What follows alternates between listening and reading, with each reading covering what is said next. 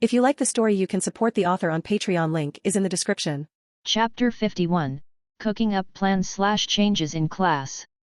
Oh Ying Ye-kun, you really need to pay more attention to your mobile phone.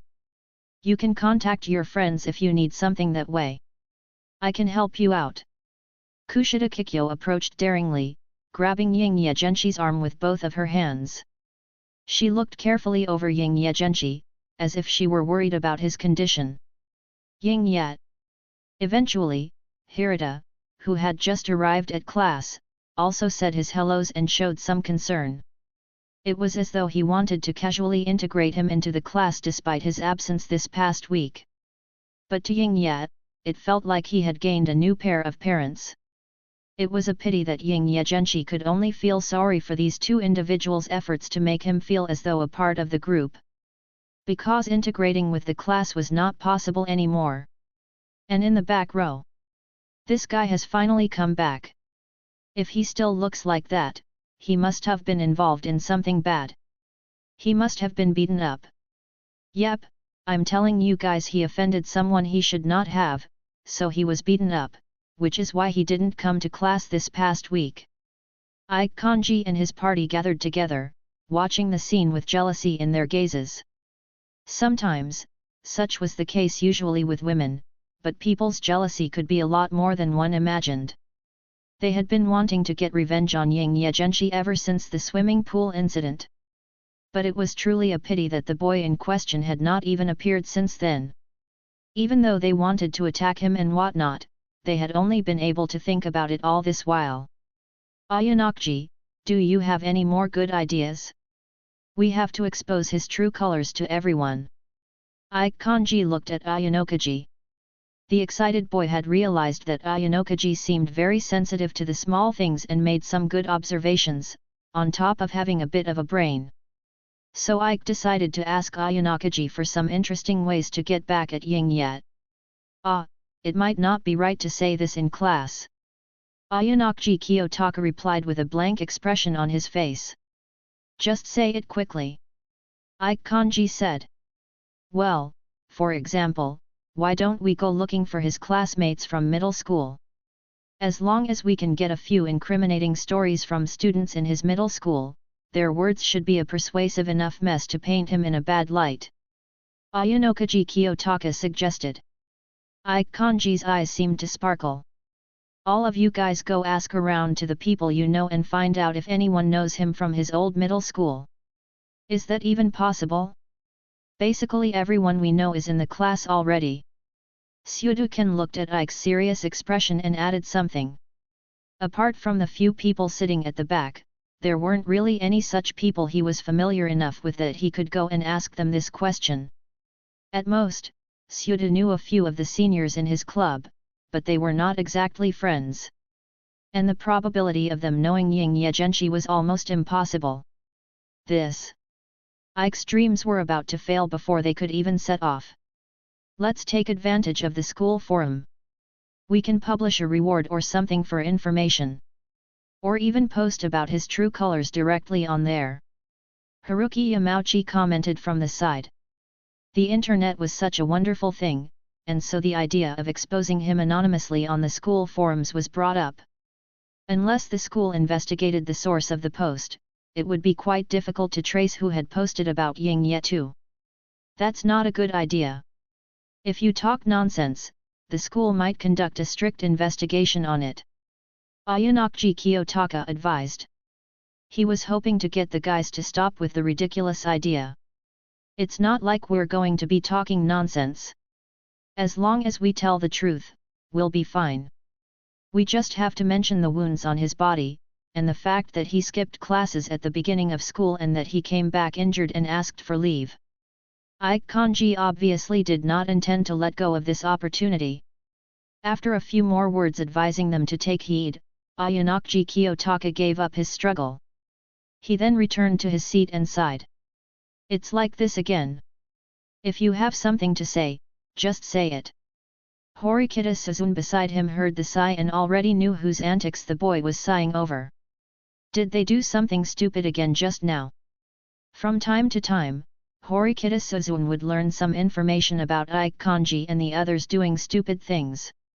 There were also some other strange rumors from the class, with the source of this news of hers naturally being Ayanokji Kiyotaka. He was pretty much the only point of contact from which she received information about the class. Recently though, there had been a few girls who had been staring and approaching her for no reason, like Kushida Kikyo and Kuruzawa K. From time to time, the latter would come over to exchange a few words, borrow her homework, ask questions, and so on. They plan to expose that classmate of ours, Ying Ye. They keep thinking of him as some sort of delinquent, and they are intentionally trying to expose this face of his to Kushida Kikyo. After sorting out his thoughts, Ayanokji Kiyotaka roughly explained the situation. Do they not have anything better to do? And haven't they noticed by now that it's always that girl who approaches the boy first and not the other way around? Horikita Suzune complained. Is that just how boys see things? I feel sorry that you have such friends. It would be better if you keep your distance from them because they're hopeless. She kindly advised her desk mate about switching up his friendship circle, making Ayanokji Kiyotaka a little speechless at the rather blunt advice.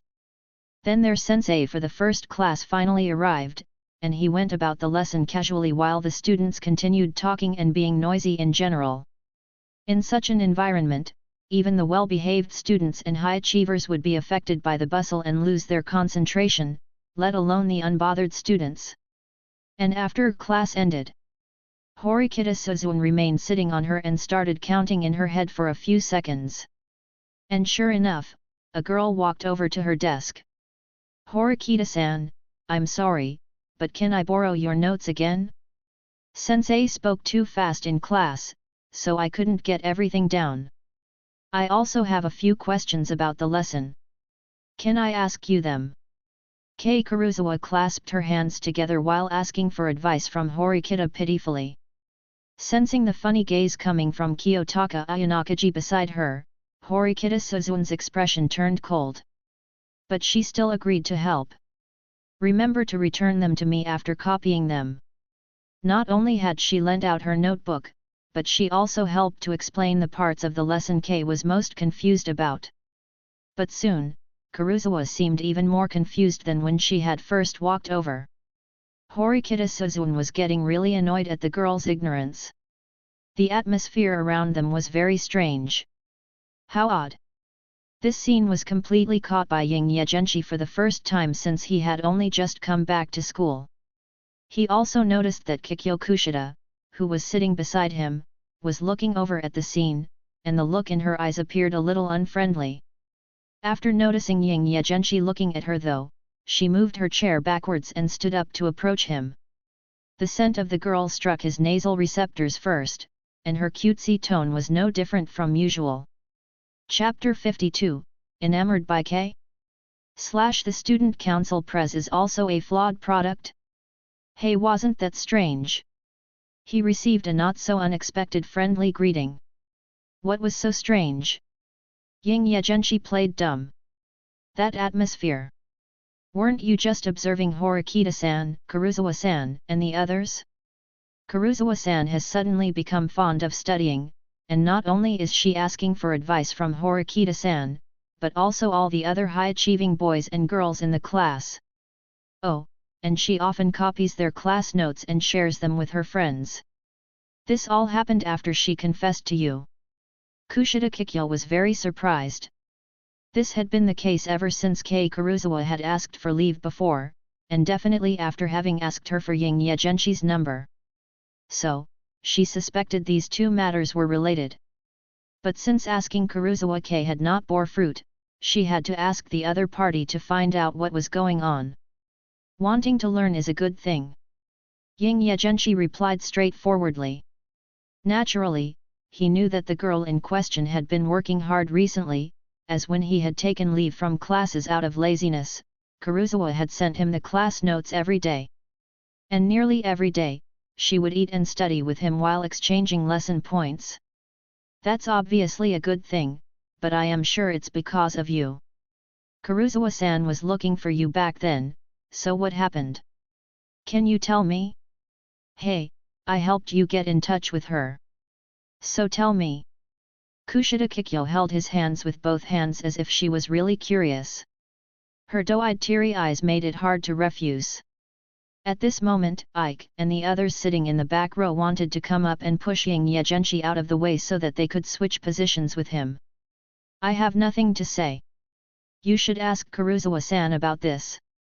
Ying Ye Zhenshi denied her guesses one after another. Ah, sure enough, something happened. Would you tell me in a private setting? I promise not to tell others. Also, you seem to be fine with calling her by the correct name. Obviously, you seem to somehow remember her name and not mine, or else you wouldn't say my name wrong all the time. That's not fair. Kushida Kikyo complained. Whether it be meeting, talking, making friends, and exchanging numbers, obviously it was me who did all those with him first. Why does he say other people's names correctly then? Does he have a thing for blonde girls? Or has he just become infatuated with K? It seems that only a person with K meaning favor/benefit in their name will be the winner at the end of the day.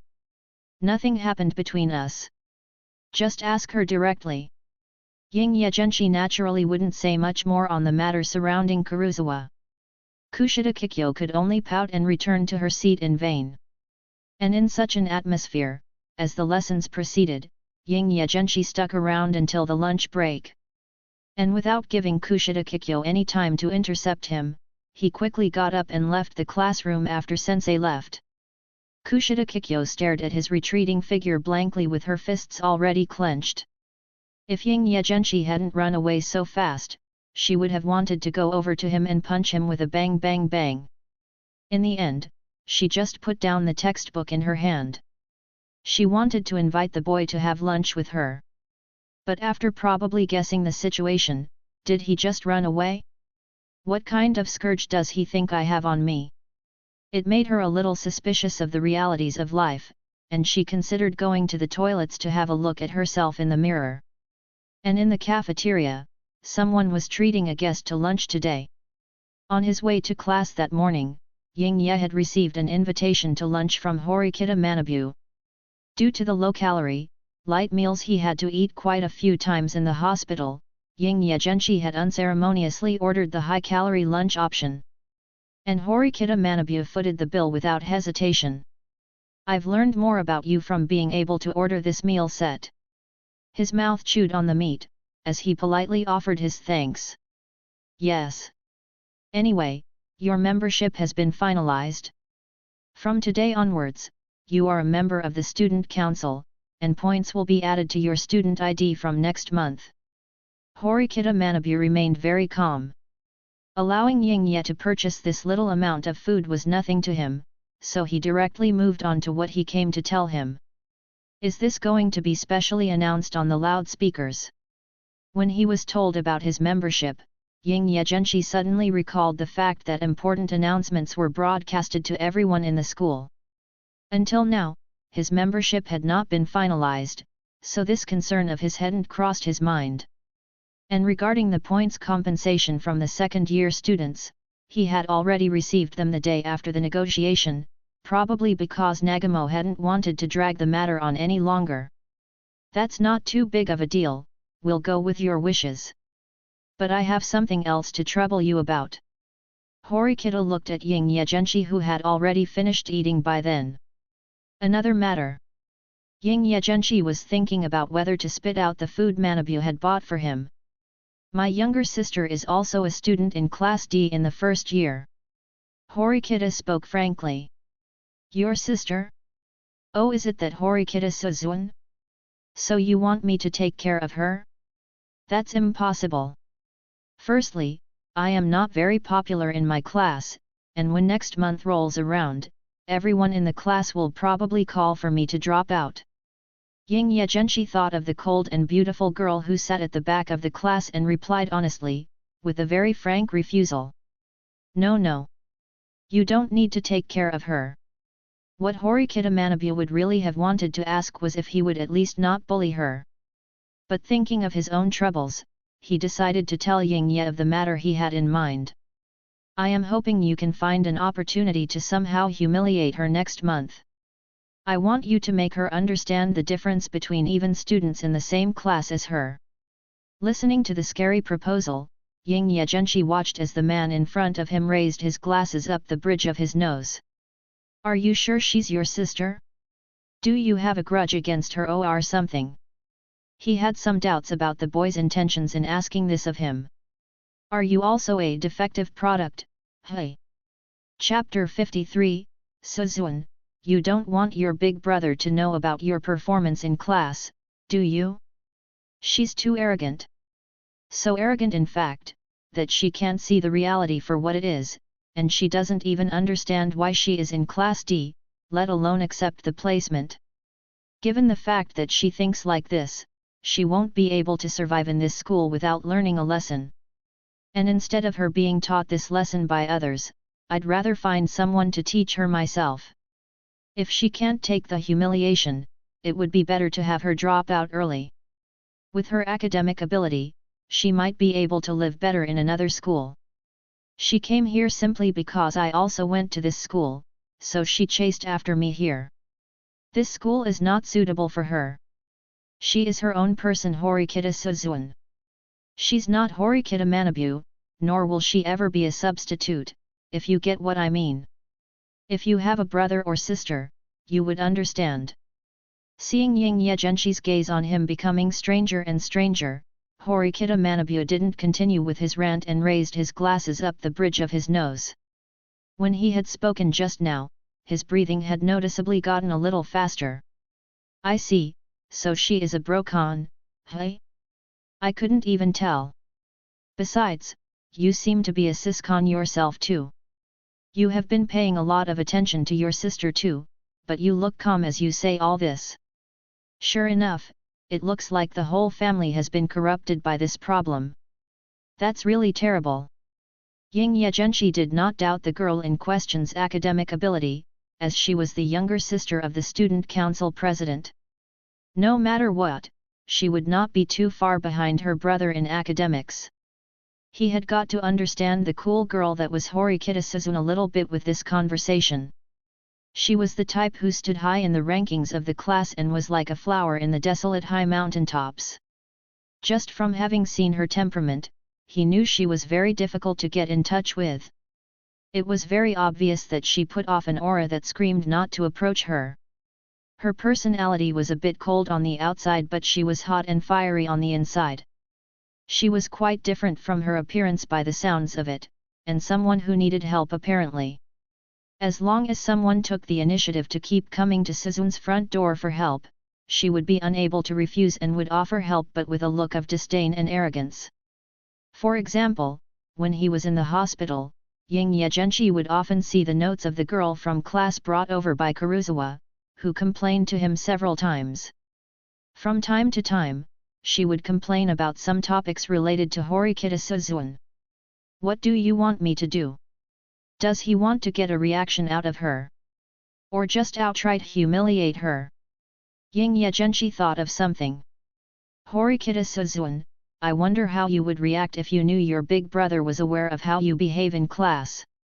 You don't want your big brother to know anything about your performance in class, do you? Or, Suzun-san, is it that you don't want to affect your big brother's reputation because of your lowly status? This question was something to be carefully considered. I suspect you are thinking of something strange. Having been called a siscon, Horikita Manabu didn't even flinch. But Ying Ye Zhenshi's strange look caused him to raise his glasses involuntarily. No, I am just thinking normal thoughts. Yes, they are the most normal sibling cons out there, Ying Ye Zhenshi thought expressionlessly. Anyway, I am certain that she will have a problem with her placement in Class D. Use your points and previous discoveries to get a reaction out of her and have her come to understand the gap between people. For example, you can let her find out just how many points you have collected in this 1 month. Or maybe make it known that you have the means to enter Class A, etc. As for how you want to go about it, I'll leave the fine details to you to decide. Horikita felt that it would not be a good idea to leave the entire matter to Ying Ye Zhenshi. Fearing that his sister would suffer a big loss under his hands, he added the latter examples for what he expected. "Oh, as long as I embarrass her a little, that's fine with you, right? I will cooperate with you if necessary then." Ying Ye Zhenshi didn't bother about the specifics. Since he had gotten a free meal out of him, it was but a small matter. Helping the student council president would also help himself in the long run. The next time he came to ask the press for something, he wouldn't resist too much. Moreover, at the beginning of the year, he had indeed learned about the school because of the information handed over by the boy sitting opposite him. So he also felt like he had owed him a little. After discussing the matter, Horikita Manabu decided to get right down to business. He mainly went through the affairs and obligations of being a member of the student council. A newcomer like him would basically do some odd jobs, being assigned tasks wherever he was needed. To put it simply, if there was a task that needed a first year, the aim was to have him on call to carry it out. And if he didn't show up enough times, he could lose his salary, or even be removed from the student council. As such, Ying Ye's days returned to being the boring, ordinary days of late. There were no problems for the first few days since having come back to school, but when he arrived at the class on the third day, he noticed a few strange gazes his way from some of his classmates in Class D who had come in earlier than him. As soon as Kuruzawa K saw Ying Ye Zhenshi, she took out her mobile phone and gestured to it. Ying Ye Zhenshi walked to his seat and took out his mobile phone.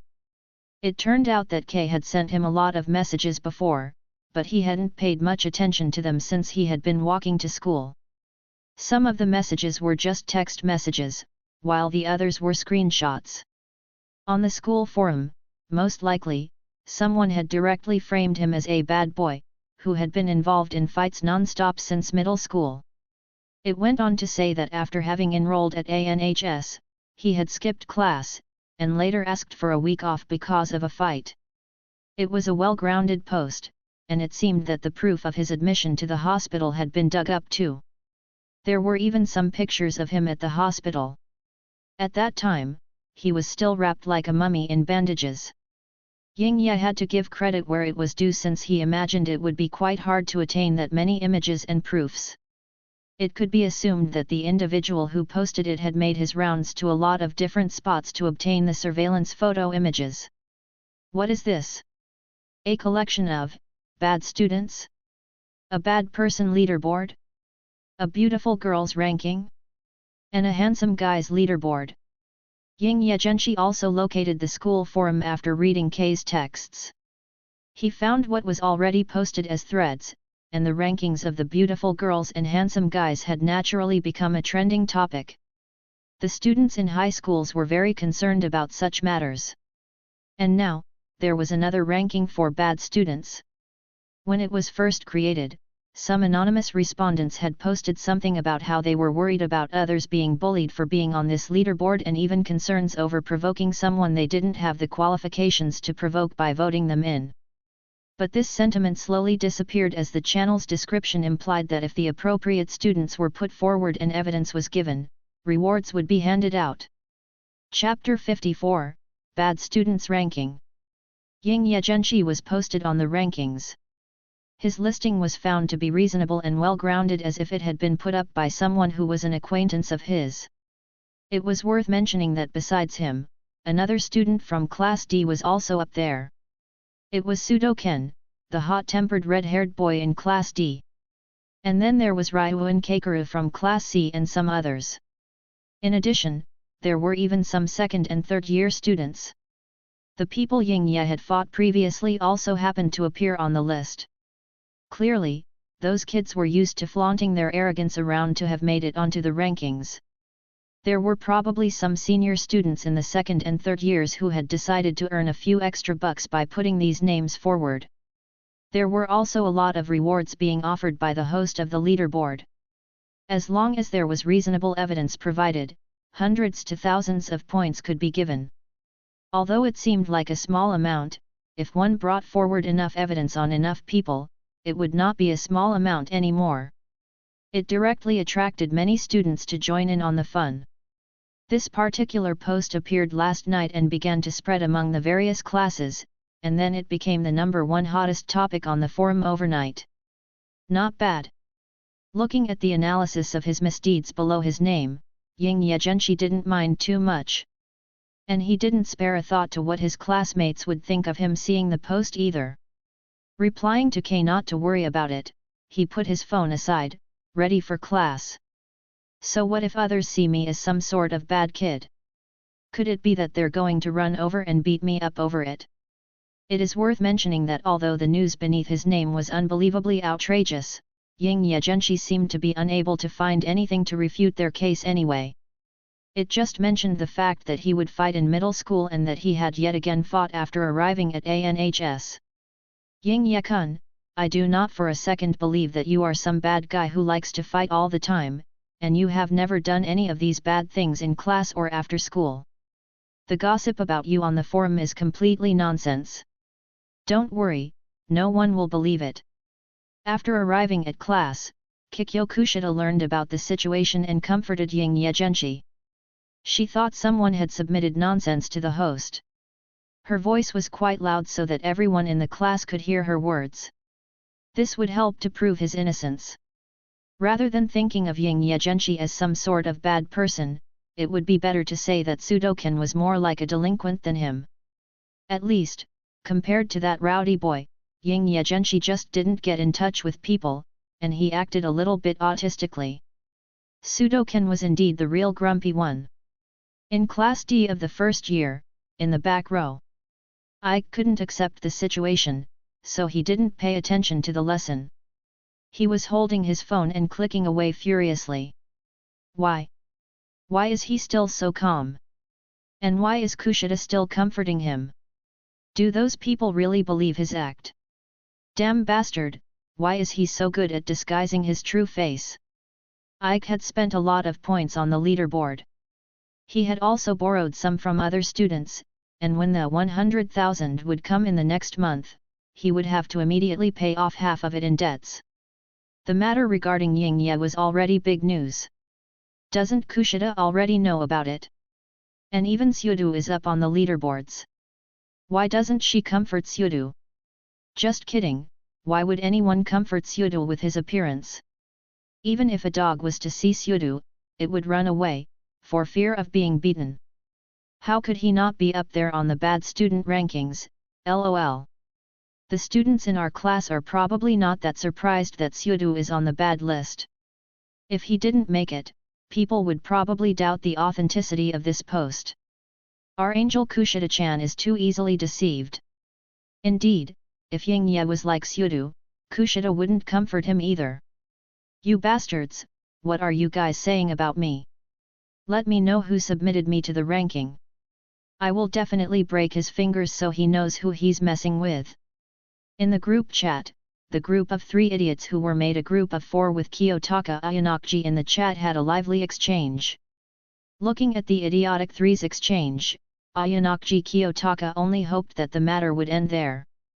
But he had still underestimated the guys. When class was finally over, Ayanokaji noticed Ike walking directly over to where Kushida was looking and appeared to want to talk to Ying Ye Zhenshi again. The boy had an excited smile on his face. Ying Ye, did you check out the school forum last night? You directly topped the list. No one in the first year could compare with you. The reward for evidence against you is very expensive. Don't you plan to make a fortune? I am sure you are running out of points too. With a sense of familiarity, he placed his hand on Ying Ye Zhenshi's shoulder. And then Ike's expression soon became stiff, because his hand was pushed away by Ying Ye Zhenshi in disgust. Immediately after hearing Ying Ye Zhenshi's words, his expression distorted even more. Ike-san, don't behave so unhinged. I do not think we are that familiar with each other. Or are you going to take my clothes off again? Although I don't discriminate against boys having boyfriends, it's impossible to get me to join you in your hobby. Although Ying Ye didn't know what attitude the boy had approached him with, he would not be polite to people who hated him. Ike watched as Ying Ye Zhenshi looked disgusted and patted his clothes. He was acting like there was some sort of bacteria on the spot he had just touched. And the words he said were even more unbearable. Ike Kanji blushed and then anxiously spoke, as he glanced at Kushida Kikyo. Don't joke so much. I don't like boys. I really only like girls. I want to have loads of girlfriends. Ying Ye, aren't we classmates? We are friends, so we. That's just what you think. I don't regard you as a friend.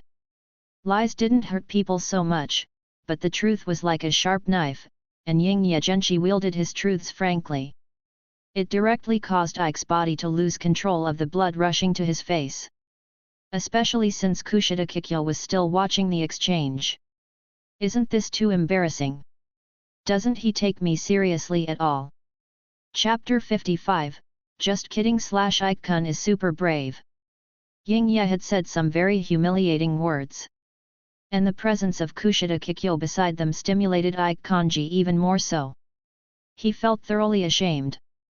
Ying Ye Zhenshi. The sound of his voice became a little louder. Why are you speaking so loud? Are you trying to mess with me again? Ying Ye Zhenshi looked on amusedly. Obviously, it is you who is going too far. Ike was upset. He looked about ready to blow. I don't remember doing anything that was even an ounce too much to you. But now, I'm getting the feeling that Ike-kun is a very formidable individual. Others treat me as a delinquent, but you still dare to approach me and look like you are ready to fight. You look super brave right now, Ike. Did you forget what happened the other day? Or are you just upset that your name is not on the post? Do you want to somehow prove yourself? If you care about the forum so much, I wonder if I would, in turn, be able to earn a lot of points by posting you on there too.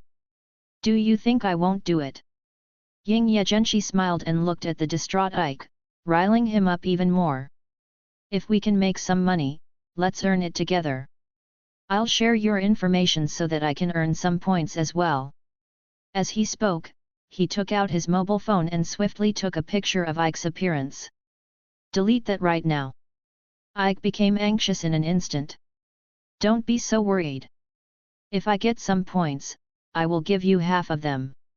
This school doesn't seem to care much about sharing pictures of others and bad behavior being posted online, so don't worry about what the school's reaction to this will be. Ying Ye Zhenshi smiled and kept fiddling with the phone, making Ike want to grab the phone. How petty. Are you going to fight me, Ike? I've still robbed a picture of you, haha. You can try whatever works to take the picture from me. Watching Ike make a move, Ying Ye Zhenshi directly pushed the boy away, causing him to bump into the desk of the classmate sitting behind him. Asshole!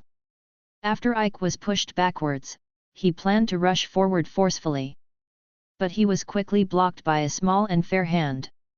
Don't do this, guys.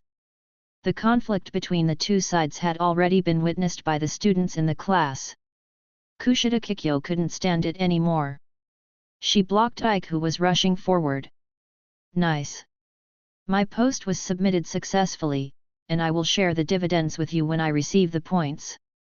Ying Ye Zhenshi quickly typed in a few words, registered his profile with his real name, and posted the image of Ike. The remarks he added beneath the image were that he was a ruthless individual in the first year's Class D who liked to bully others every day. Originally, he hadn't paid much attention to the forum, as in his opinion, it was very childish.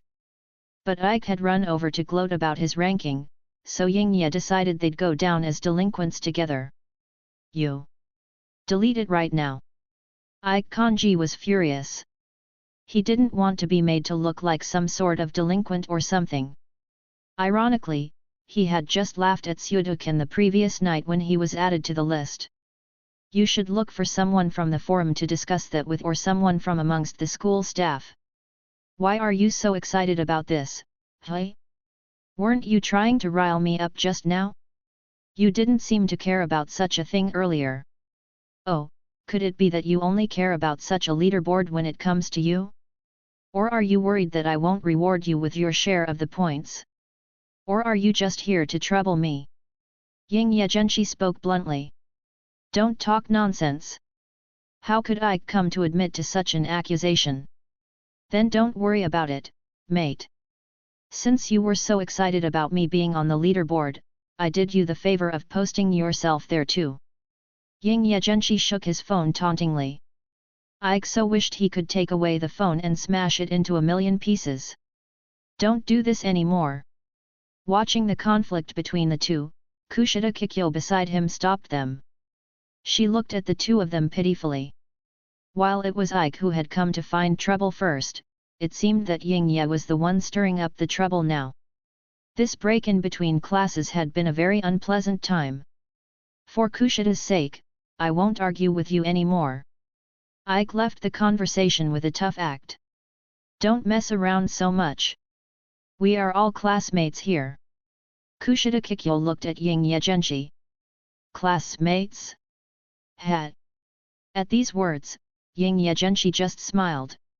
He hoped that they would still be classmates when that day came.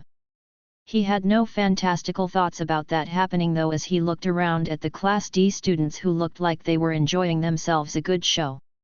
There were some very contrasting views on Ying Ye Zhenshi among the class. They couldn't believe Ying Ye Zhenshi didn't just let Ike get away with his taunt as he was usually very passive. He, who was ranked first on the first year's bad guy leaderboards, had just provided some good publicity to Kanji Ike, Haruki Yamauchi, and Ken Sudo, causing the threesome of idiots to frantically look down at their phones with redness spreading across their faces. The class hadn't expected that the issue would be resolved completely on his own. If you didn't go to provoke him, nothing would have happened. Haruki Yamauchi complained a bit about Ike's actions. In his opinion, this had been caused by the boy being too excited. Moreover, they seemed to have no one to complain about this matter to, now. Unless they fought directly with the Ying Ye to have him delete the post. As for looking for a teacher to snitch on him? In the case of investigating the forum posts, they would find out certain details that Ike and his group didn't want found out. No, we must find a way to get him back for this. Ike Kanji was not willing to suffer such a humiliation as he had, without getting back at Ying Ye and making him look a fool in front of Kushida Kikyo. He'd rather die than let the matter go. Chapter 56, Ayanokji Kiyotaka's Curiosity. Even if you find a way to get back at him, how many points do you have? Oh, by the way, I don't even have enough points to eat, let alone lend you any more again. Ayanokji Kiyotaka observed that Ike Kanji was still planning to walk into the lion's den, so he put forward his own thoughts. It was indeed too tiring to be a part of a friendship circle. If he hadn't been a little curious about what had happened to Ying Ye Zhenshi, he wouldn't have bothered to get involved in the matter. Also, about your performance just now, your evaluation in Kushida's heart should have dropped as a result, maybe even lower than even Ying Ye Zhenshi. At least, he hasn't yet taken the initiative to find fault with anyone else in the class so far and get involved in anyone else's problems. Ayanokji, whose side are you even on? I'm just telling you the truth. Piss off. Ike nearly exploded because of Ayanokaji's frank analysis. Thinking of how his goddess would flirt with such a guy every day, and the fact that she was being lied to, he just couldn't stand it. I am on your side, but it still comes down to the facts. If he's really not a good person, his true colors will definitely be exposed one of these days. It's better to just wait. Before then, if you don't want to change your target, you should keep looking for opportunities to interact with Kushida Kikyo, so that she won't have time to contact Ying Ye Zhenshi, and you may find some unexpected surprises that way. I've observed Ying Ye Zhenshi, and he almost never takes the initiative to contact Kushida Kikyo, which I don't know the reason for yet. Fearing that the crazy guy with a revenge-addled brain in front of him would mess things up, Kiyotaka Ayanokaji had no choice but to encourage him to give up for the time being. Ayanokaji was basically sure about his conjecture that Ying Ye Zhenshi had a very problematic disguise. Are you from somewhere like the White Room too? Ayanokaji Kiyotaka was very curious about Ying Er's origins. On the other hand, Ike remained unconvinced still. Since he didn't have any more points and he couldn't think of any other way, he knew he had to give up temporarily. He would continue to operate the forum post first and find another opportunity to get close to Kikyo Kushida, so that guy had no chance to woo her. But when the school day was finally over, Ike nearly vomited blood again. He watched as Kushida Kikyo made an appointment with Ying Ye Zhenshi before leaving. My condolences. It looks like Kushida was already taken away. But they don't seem to have developed their relationship into that of a boyfriend and girlfriend yet. I hope you still have a chance. Ayanokji Kiyotaka looked over at Ike Kanji. Haruki Yamauchi beside him also looked at the scene a little lost. It looks like I have to change my target again. Yamauchi had some secret thoughts in his heart though. I will never, ever let him get away with this. The feud created as a result of his wife having been stolen away was now irreconcilable, and Ike's deep look appeared as though he was ready to eat someone alive. What a bunch of fools! The students in the class looked at the idiots, comprised of Ike Kanji, Yamauchi Haruki, and Sudo Ken, who had already established themselves with the fun title of the Idiot Trio in Class D. Hirata really wanted to persuade Ike otherwise, but he felt that if he went over to have a chat, it might end up causing a fight to break out. With that being the case, he couldn't go over to persuade him. And in the school cafeteria, since it was just after school ended, it was quite lively with many students coming and going. Ying Ye Zhenshi and Kushida Kikyo came to the cafeteria together, as they were looking for a place to eat. This was not the first or second time an attempt to make such an appointment was made. The girl beside him, though, was very curious about Kuruzawa K's sudden changes, and the reason why she was getting so close to Horikita Suzuan. Since she couldn't get a wink out of Kuruzawa, she kept approaching Ying Ye. It was just that she hadn't gotten any news out of Ying Ye Zhenshi either, making her feel even more bitter. Those who didn't know about the real situation would have thought that Ying Ye Zhenshi had committed some heinous crime to have made Kushida so unhappy. Ying Ye-kun, let's sit over there. The two of them seemed to be of the same mind and didn't mention anything about the post, nor did they say anything about Ike's shenanigans. After finding some seats like a blooming couple, Kikyo Kushida sat next to Ying Ye Zhenshi. Ying Ye-kun. Before Kushida Kikyo could even finish her sentence, Ying Ye Zhenshi seemed to already know what the girl was going to say. Even if you act cute like this, you know I won't tell you, Hanada-san. Ying Ye Zhenshi responded a little gently. He had really underestimated a girl's ability to seek out gossip. She had really kept pestering him just to ask the same question over and over. And it was all his fault that he was getting pestered since he really couldn't refuse a cute girl. He could only protest her advances while making others angry about it. You really? It's unfair to reject me before I have even finished saying anything. And I have figured you out. You keep saying the wrong name again and again because you just want me to get angry and leave. Although you usually look cold, you are actually a good person at heart, right? Don't try to lie to me. Kushida Kikyo accused him very cutely. Now she had become more and more familiar with Ying Ye Zhenshi's tricks. He habitually resisted others' advances, and at the same time, he felt very uncomfortable with her behavior, such as when she acted cute or acting like a baby. If you already know what's up, then the normal thing to do would be to leave already. Ying Ye Zhenshi didn't deny what she said and just continued to eat. Really? You're being like this again? Kushida Kikyo complained. Finally, she just decided to change the subject. Hey, do you have any goals for coming to this school? Considering the lack of information, she thought that perhaps piercing through from another angle might help to open him up. Chapter 57, School Goals. From the topic about messing with her to the talk about my life's plans, she jumps between topics too fast. Looking at Kushida Kikyo sitting beside him, he noticed her eyes were filled with anticipation. Ying Ye Zhenshi exhaled a deep sigh and spoke. Does graduating normally count as a goal? His goals didn't seem to be too hard. Graduate normally? Is that it? What kind of odd goal is that? Isn't it normal for everyone to graduate? Don't you have at least something else you want to get out of this school? For example, making friends, some better qualifications, help with a certain job, a good school life, a girlfriend, and so on. Kushida Kikyo watched on curiously. Making money? I could use a little bit more money for graduation. Regarding the monetary aspect, Ying Ye Zhenshi spoke without hesitation. After having understood the nature of this school, he really did have such an idea, and it just so happened to have been achieved with flying colors.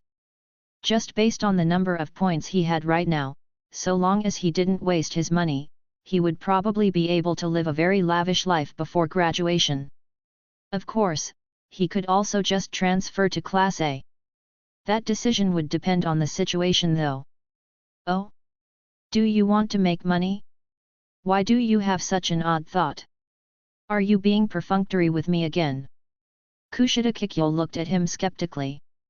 Well, my family's financial circumstances are quite average, so isn't it normal to have such thoughts?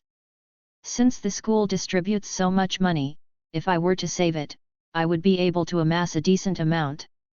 After leaving this school, I won't have to work for money for a while, and I'll have a comfortable time post-graduation. Wouldn't it then be strange not to have such thoughts? Ying Ye Zhenshi said frankly. That's what I thought at first, but Sensei seems to have said that we cannot use our points after we have graduated. Kushida Kikyo thought out loud. Sure, the points won't be recycled, but that's the school's business. Among our juniors in a few years' time, I reckon some of the students with a wealthy background will ask to buy our points for real-world money. Do you think I wouldn't accept their desperate appeal? Under these special circumstances, I would even be able to sell points at a higher ratio of 1 to 3 maybe. Even if this sort of thing is not allowed, I can still buy things on campus, and then take them with me to sell when I graduate. Even if there is a loss of value of the goods, it will still be a decent amount of money.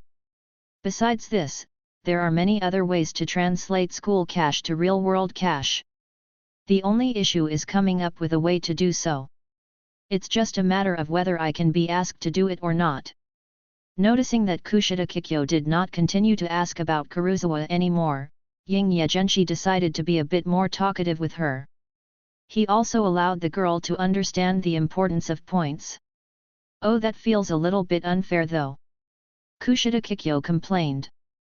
This world is just like that though. Who cares about fair and whatnot, hey? Ying Ye Zhenshi replied. Ying Ye-kun is really smart. I feel like I want to get to know you more, and I want to become really good friends with you. You're so reliable. It would be great if I could change that lazy attitude of yours. Your way of seeing through the finer details makes me feel so ignorant. Tell me, are there also some opportunities for me to make some points too? Kushida Kikyo hadn't even gotten into a relationship with him yet but so wantonly shook Ying Ye Zhenshi's hand. Acting like a cute child was indeed a tactic of hers to wile the boy. Yes, yes, yes. Stop, stop. Ying Ye Zhenshi was still not so well equipped mentally when facing such enthusiastic girls. He kept thinking of her as some sort of innocent country bumpkin whenever she acted in such a way. As for whether there was a way for the girl to make points, he could only give it some thought for now. The probability of her making money from their own class was very small though. Clearly what I said to you just now requires more of an answer than that, so why did you become like this again? You're too perfunctory. Then, let's just switch to something else besides making money.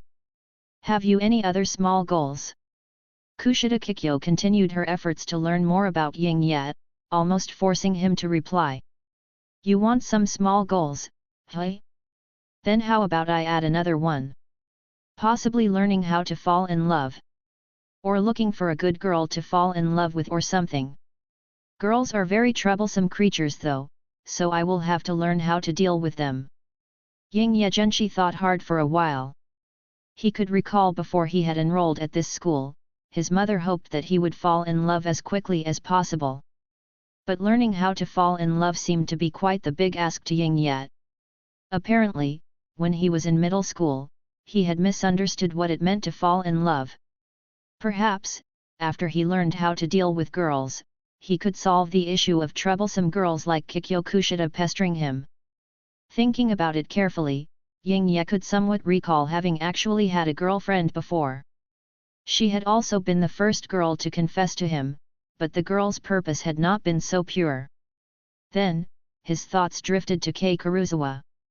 She is also not a suitable girlfriend. That is not because her purpose was not pure or whatever, but the main reason is that I feel she is just too fragile and would be hurt whenever something goes down. If the girl maintained his original impression of her as a young girl who would not be broken no matter how much she was bullied, he just might give her a try then. I see, sure enough, Ying Ye-kun also has that goal. Is it Kuruzawa-san you're after? And the last thing you just said was very bad. You can't say that to others in the future. It will lead to girls hating you. Kushida Kikyo hadn't expected to learn of his goals so effortlessly, just from persistently asking him the same thing over and over. She had even thrown a jab at Ying Ye Zhenshi in her rebuttal. Why is this girl's overthinking just as troublesome? Chapter 58, The Beautiful Girl Kicking the Railing. It's not Kuruzawa-san. Why would you think that she is even a goal of mine? Noda-san is being too curious again. If anything, it would be girls like Kushida Kikyo who were more popular with the boys, which should have been his goal, but Ying Ye Zhenshi didn't make such a joke. They didn't seem to have gotten to the point in their relationship to be able to joke about something like that either. The average boy might have thought about whether Kushida Kikyo had a crush on him or something about him at such a time. That was why she was gossiping about girls around him so much. But Ying Ye Zhenshi, who had already been through such a thing, knew very well that the girl beside him didn't mean it in such a way. This is what you call experience. It would not be that easy for a girl to fall in love with someone. Especially someone like him. Sure enough, you're being like this again. Every now and then, you use such words to push me away. You obviously remember the name of Kuruzawa-san. You are so irritating. Kushida Kikyo looked cute when she was angry. On the contrary, Hanada-san is the one who is annoying. As a mature girl, since you know that I don't want to say it, don't ask me. Ying Ye Zhenshi replied perfunctorily again. What? Are you really trying to reason with a girl? Let me remind you, this sort of outlook about love is not acceptable, otherwise, girls will find you unreasonable. Kushida twisted the personality of girls in his mind. Really? Then please teach me, Hanada-san, how I should fall in love and how to deal with girls. Perfunctory +1. He changed the subject and decided to take her off the topic about Kuruzawa. Of course, I can tell you all about that. Firstly, girls like more confident boys. But you need to play around with that, as you should also be gentle when needed, and assertive too. These will all be bonus points. Yeah, that's some amazing advice, Hanada-san. Oh, and also.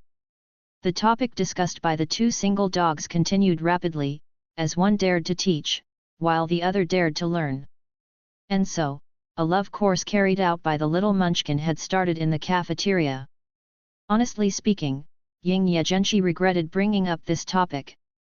He had been taught a lot of tips on how to get along better with girls. Since having been asked to go to the cafeteria, his head was buzzing with all the new information he had learned.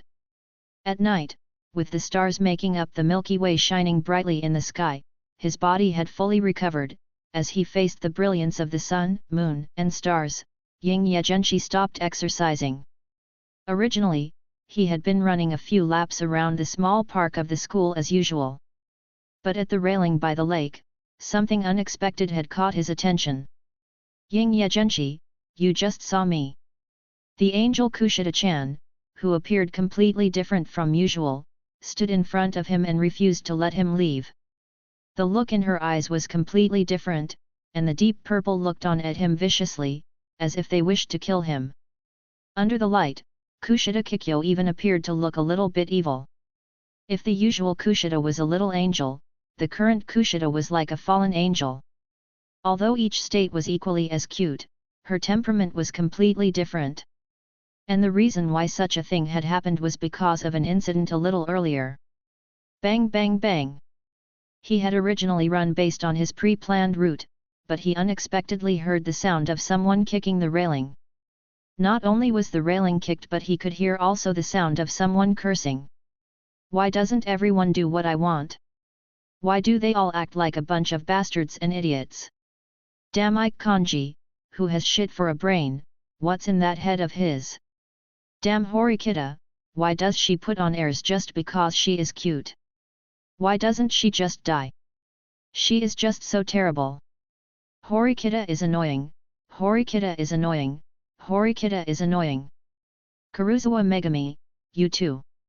You said you were friends with me, but you keep getting close to Horikita Suzuan. Ying Ye Zhenshi, you are a bad guy but still have not accepted me. You don't even ask me questions clearly. Bastard, stinking bastard. You should die too. What dating are you even talking about? Why should I be your teacher for dating? Do you think all of this is a role-playing game? Die, die. I'm so pissed off. Her pleasant female voice had become a bit distorted and matched the banging sound that was coming from the upper railing. Ying Ye felt somewhat sorry for the railing. When he looked around the place, he noticed that she was off to the side where one had to pass through a small forest to get to. Kushida Kikyo, who was standing by the railing and kept kicking the railing, appeared completely different from usual. Although she was still wearing the school-issued uniform, with the short skirt and small socks looking very attractive on her legs, it still had him wondering if the person in front of him was really Kushida Kikyo. The most important thing to note though, was that Kushida Kikyo was actually insulting others all alone. If she hates the whole class, then why does she bother to interact with us? Who is it? Probably because the sound of his approaching footsteps was a bit loud, or maybe he was too fascinated when he heard her cursing out loud. He was discovered by Kushida Kikyo. Ying Ye Zhenshi, it's you. What are you doing there? Come here. He noticed her cold pretty face and the deep and terrifying look in her eyes. Such a look on Kushida Kikyo was inexplicably special. So, weirdly enough, he was now in this odd situation he had found himself in. Ying Ye Zhenshi, you just saw me. Her familiar girlish scent was inhaled into his nasal cavity, as she came by Ying Ye Zhenshi's side again, but this time it was a little different from before. The words she said sounded in his ears, making Ying Ye Zhenshi recover from the girlish scent which scratched at his neck. I'm sure you think I saw something, but I really didn't. Honestly, both of them were students of Class D. The girl beside him seemed to have a problem, and she had to be a defective product in some way, which was something he had given some thought to pretty recently. But he hadn't expected that it would be in such a situation where he would discover her true colors. And he hadn't expected that he would be so hated by the girl either. If you really didn't like me, then you shouldn't have approached me. Chapter 59, Fingerprints/Threat or Joke. The situation Ying Ye found himself in was quite embarrassing. So, where do I go from here? Ying Ye Zhenshi was feeling distressed. Should I just pretend that nothing happened? Still, it would be best if I say something. After all, Kushida-chan, you don't want the whole school to know about your true colors, do you? Even if he didn't say anything, the girl wouldn't believe that he had seen nothing. With all sorts of strange thoughts floating in the young mind of the boy, he moved forward step by step. When Kushida Kikyo saw him, he became acutely aware of how quickly her expression changed from the distorted and scary expression at the beginning to the surprise and shock, and then finally, an expression that became more and more indifferent. It seemed that Ying Ye Zhenshi had found a huge flaw of hers. So, is that why you have been placed in this class, Kushida Kikyo? Kushida Kikyo was cute and good at making friends, and her grades and physical fitness were also well above average. It was quite the conundrum that she had ended up in Class D of all places. Sure enough, all my previous conjectures were correct. Both she and that Hirata have big problems. You bastard! Just as I thought, you saw everything. Kushida Kikyo got so close to Ying Ye Zhenshi that she could literally smell the sweat on his body, causing her to frown, but she still didn't retreat. She stared fiercely at Ying Ye Zhenshi's eyes, thinking of ways to handle the situation. If I told you I didn't see anything, would you believe me? Ying Ye Zhenshi spread out his hands with a helpless expression on her face. What are you trying to say? If you tell others about what happened here, I won't let you off. Kushida Kikyo said. His response was obviously the correct one. Okay, I won't tell anyone about it, so please don't worry. Ying Ye Zhenshi spread his hands out to display to her that he was harmless. And I'm clearly the victim of this incident, no? If it hadn't been for such a timely coincidence, I would have never thought that I would be getting insulted like this.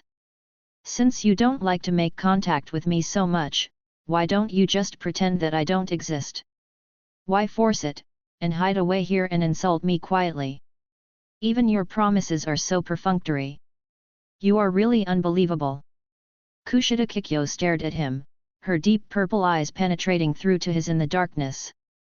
This is how I usually speak, don't you get it already? And even if I told others about what I saw, it wouldn't be of much use. Imagine I said anything about the fact that the Kushida Kikyo-chan has another face behind the scenes, what of it? You know my position in the class very well, right? Ying Ye Zhenshi explained himself a little. You finally remembered my name, so it was all on purpose before. Don't call me by such a disgusting name ever again. Do you think I'm messing around? Or do you think I won't do anything to you? Do you think I'm not scary? I'm telling you, crossing me will end badly for you. Kushida Kikyo stared intently at Ying Ye Zhenshi with cold eyes. Suddenly, she stepped forward and grabbed his hand, in a move which was different from her usual tenderness, and the two of them got right up close to each other. Although her skin was very soft, the grip of her hand was quite hard, as if she wished to crush him to death with her grip. I am not being perfunctory with you. Didn't I agree to keep quiet already? Hey, what are you doing now? Ying Ye Zhenshi was taken aback by Kushida Kikyo's sudden movements. The look in her eyes had seemed to change somewhat. And in the next moment, he was left even more amazed. As he was speaking, his palm suddenly came into contact with her soft balls of flesh. His hands were posted right atop Kushida Kikyo's clothes. Her Jinner Mao's melons welcomed a guest over. She had actually used this to trap him. I didn't expect you to be so ruthless to yourself and me, Kushida Kikyo. It feels a bit soft, but I am getting a feel more for her bra, which is still quite amazing. And so, by accident, another first had been taken from Ying Ye Zhenshi. And yet, it hadn't even been that long since he had enrolled at this school. If you dare to speak about it, I will go around saying that you threatened and overpowered me and wanted to assault me here. Kushida Kikyo spoke with a very indifferent attitude. There was absolutely no sign that she was joking.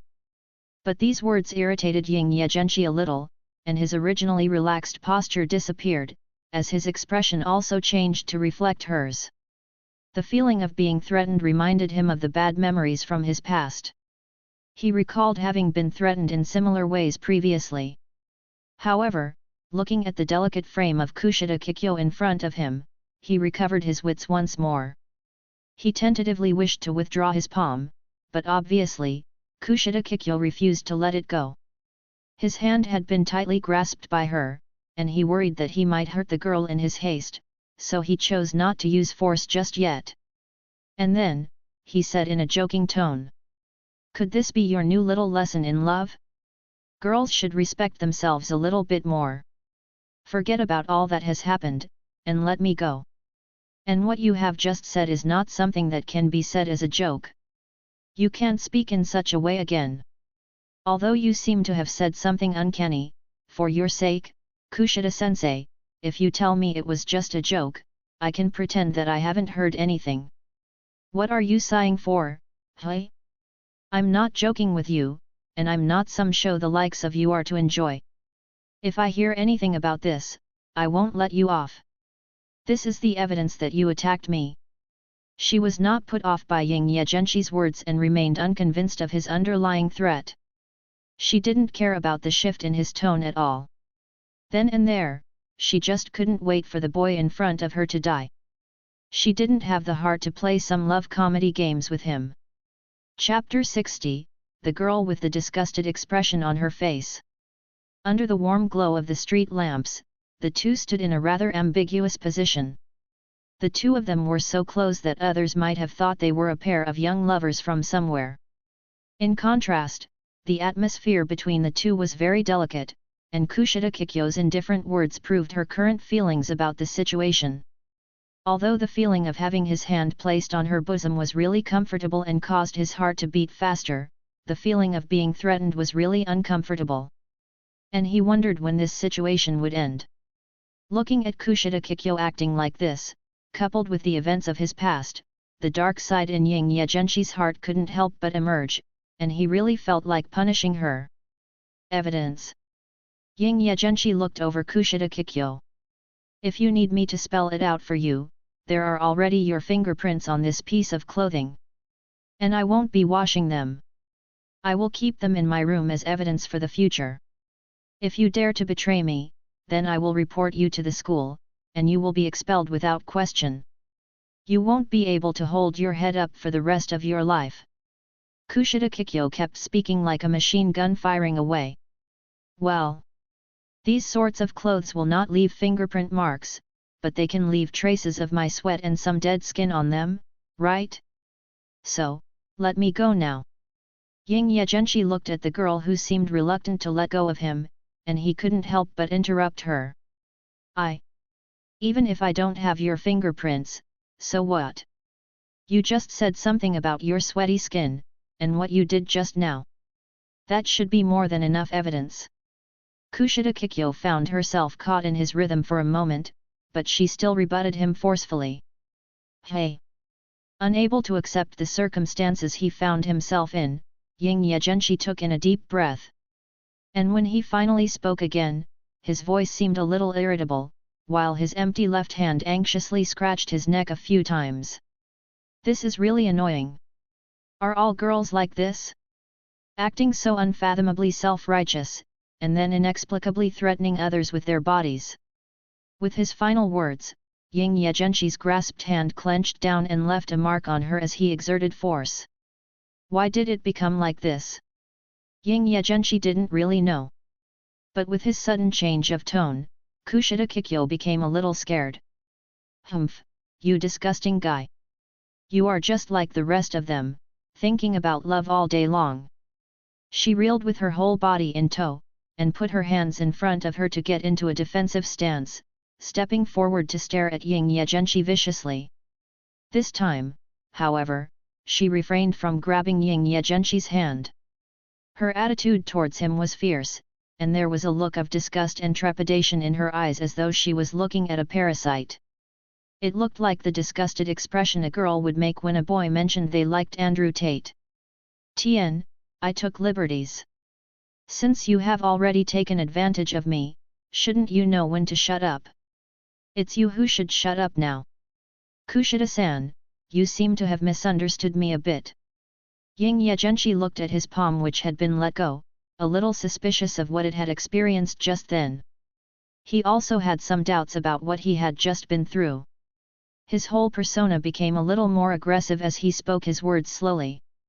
Do you still want to explain yourself, hey? Although I was the first to grab your hand just now, you also grabbed me from behind, very hard might I add. You took the initiative and enjoyed it, didn't you? Boys are really only full of horny thoughts like this. While talking, Kushida Kikyo's expression became more and more disgusted, leaving a huge impact on him psychologically. You're too much. Way too much. You're like this every time. Every time, you're like this, and you seem to always push the fault away from yourself. Clearly, I've already told you what I want from you, and I'm obviously not interested in getting to know you.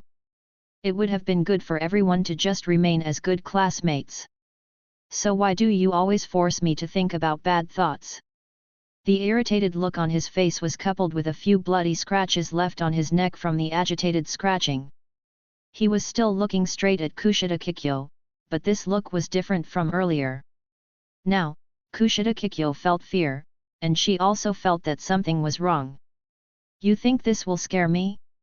Are you really not afraid of being arrested? And are you not afraid that your family will learn about your actions? Hey! Even though she was terrified to the extreme, Kushida Kikyo still gritted her teeth and tried to intimidate him. I have your fingerprints on my clothes, and remember everything you did just now. If you don't obey me properly, I won't let you off. Kushida Kikyo ordered him however she wished whenever she opened her mouth, which served to give herself a little boost of confidence too. You're threatening me again, hey? Should I say, yes, I will? I will truly be Kushida-san's dog in the future, so only then will you be satisfied. Ying Ye Zhenshi suddenly took a step forward, pushed Kushida against the railing, and hugged her while having her sit on the railing so that she would face him completely. At that, Kushida flinched. Ah, what are you doing, you bastard? At this moment in time, Kushida had become a little flustered. There was no one else there with them. And for her to start yelling would be a bit. Clearly, I had already promised you that I wouldn't tell anyone else about this situation. I obviously would have pretended that nothing had happened if you acted cutesy as usual. It's you who was the one to reject my kindness. Ying Ye Zhenshi hugged her as he spoke, completely attached to Kushida Kikyo's frame. His hand holding the girl in question had reached around to her back and grabbed her hair, with a little force, and then pulled it down. It felt like she had just taken a shower, and there was still a little bit of the smell of her shampoo wafting into his nose. What the hell are you planning to do? Kushida Kikyo, who was sitting on the railing, felt very uncomfortable and in some pain, causing her to lean towards Ying Ye Zhenshi. There was a small lake behind her, and she didn't know what would happen if she fell from where she had been propped up. Only now did Kushida feel that she had messed with someone she shouldn't have messed with. Why? Why did it become like this? With just a few words, how could this boy's atmosphere change so suddenly? Chapter 61 Kushida, even if I were to jump from here, I wouldn't want to be with you. Right around then, Kushida Kikyo finally wondered if she had done something wrong. Since you have rejected my kindness, then why not get a feel for my spite? Kushida-san, have you ever had a boyfriend? Ying Ye Zhenshi ignored the disgusted look in Kushida's eyes. In contrast, Kushida was in full view of the total indifference in the pair of eyes in front of her, causing the girl to become even more flustered. Do you think I would be with a disgusting boy like you? I wouldn't want to date you, ever. Even if I were to jump from here, I wouldn't want to be with you. Before she could finish her sentence, his head careened towards hers as her body was made to lean against Ying Ye Zhenshi. Woo woo woo. This move made it so that Kushida Kikyo was unable to part her mouth from his. Neither could she avoid the move by moving backwards because it was as if she was blocked by something unfathomable. She could only slap Ying Ye Zhenshi constantly. But even then, her rebuff was just getting weaker and weaker. And minutes passed like that. Ha, do you want me dead, bastard? Kushida cursed. Asshole. You really deserve to die. She got angry and hit the boy in front of her directly. Her entire, supple face had turned a deep shade of red. This was not out of shyness, but just from having been completely blown away. She punched him a few times afterwards, but her fists eventually got caught. Just as I thought, you are also a pervert. Boys are all the same. Is that not allowed? I am just following your wishes, and this is just the beginning. You don't even have the courage to shout out like you mentioned earlier, hey? That's really disappointing to know. Do you want to know something? Before, I was threatened by a girl like you just did, who had said that I secretly took pictures of her. The reason being that she wanted her boyfriend to become upset with me and then beat me up later. Do you want to know what I did to her after? Ying Ye Zhenshi's expression was very similar to what Kushida Kikyo's expression had been earlier, as though the two were very compatible. His evil aura was no longer inferior to Kushida's. What are you talking about? You. Kushida Kikyo was already quite scared at this point. Although she was confident in herself, she was after all just a little girl with a big mouth. She hadn't expected Ying Ye Zhenshi to get her back for real though. I did what exactly she had said I did before, and I dealt with the both of them severely. The girl who wronged me by saying that I took photos of her, well, I secretly took a series of art pieces of her. And then, Ying Ye Zhenshi's menacing tone caused the frightened girl to blow up again. Ah! Get away from me! Kushida already knew what the boy was going to say, so she struggled under his hold. What do you think I should do? What's the point of being wronged and not doing anything about it? In fact, why don't you scream and have some more people come over, so we can do it in front of everyone? Maybe the school will not be that surprised to find us doing things here. After all, we are both flawed products of Class D. Ying Ye Zhenshi said with a distorted expression on his face. He was doing a great job of displaying to Kushida a side of him that was not any weaker than her evil personality. He would make her understand that the little boy who usually talked to her sincerely was not sincere at all. This made her truly feel fear, trepidation, and regret. Looking at the crazy version of Ying Ye Zhenshi, Kushida felt an even greater terror. Compared with the time when her antics had been exposed in junior high school, the current experience was even more terrifying. Junior high was a dark history from that time. But if this situation was not handled well, this would become a darker history of hers or even a lifetime of darkness. Expelled from school, or arrested. None of that matters. I already know exactly what is going to happen to me.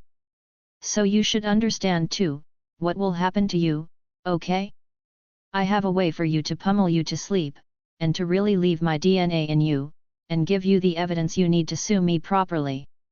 Ying Ye Zhenshi said wantonly. Bastard! Bastard! You are a stinking hooligan! Die! Die! His crass words caused Kushida to flare up in annoyance.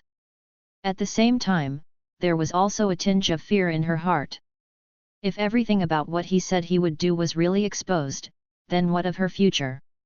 Seeing Kushida being like this, Ying Ye Zhenshi displayed a gratified smile on his face. This feeling was completely different from what he had felt when Kuruzawa had confessed to him. You pervert! Going over what he had said once more, Kushida Kikyo didn't know what to say other than throw out another pervert accusation. You have said that so many times now. Didn't you already know that all boys were perverts? Kushida, in some part of her mind, could sense that the boy in front of her was not joking. And as if to prove his point, he grabbed her hair very hard, as if he was trying to pull it out. While the pain frightened her even more, she recovered a little bit of her reason. Finally, she understood that the guy in front of her had two sides to him just like she did. At the same time, she also came to an important realization. If the guy in front of her was actually crazy, there would be no need for all this nonsense in the first place. So, it turns out that you are also a person with a twisted personality. Is that why you've deliberately been making me angry from the start and choosing not to have any contact with me? Is it because you think that I am not suitable to be around you? The thing was, his duality was different from hers. His duality was in the way he dealt with different people. Whether it was a good person or a bad person who he talked to, he would display a completely different attitude to either, unlike her. If they looked like a good girl, she guessed that in front of them, it was impossible for him to behave as he had done earlier. But now, it appeared that he viewed her as a bad person. Kushida Kikyo felt a bit of a cold sweat run down her back. This was where her thoughts led her. Chapter 62, A Relationship / Can You Act That Out Again? It doesn't matter since you can think what you want. Anyway, Kushida-san, I'm going to start. Ying Ye Zhenshi didn't care about all these thoughts of hers. To the girl, he just looked like a hungry animal. Don't, Don't. Don't do it.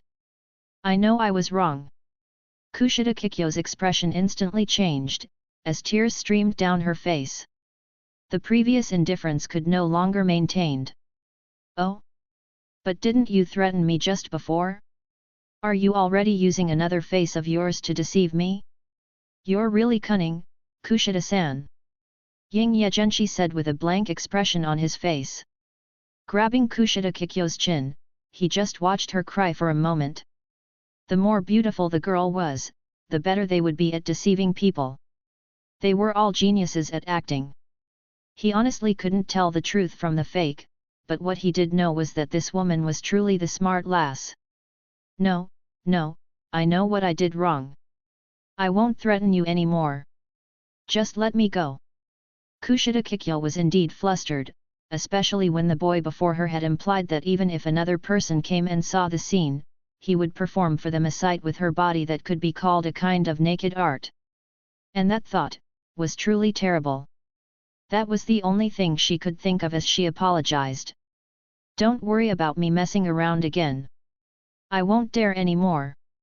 I know that I am wrong. It's not necessary to go this far Ying yet or you will be in trouble as well. Kushida Kikyo said in a miserable tone with tears in her eyes. Seeing that Ying Ye Zhenshi hadn't responded much, she tentatively parted her lips to convince him otherwise. As an apology, how about just making me your girlfriend, so that you don't have to worry about what I'll do? Don't you want to be in a relationship? You may not be satisfied in some respects, but I will strive to have a good relationship with you before you find a girlfriend. I can help you become better at dealing with girls and will make it easier for you to reject girls you don't like and accept the confessions of those you like easily. And after establishing such a relationship, it also allows us to tell each other secrets, which will be good for the both of us.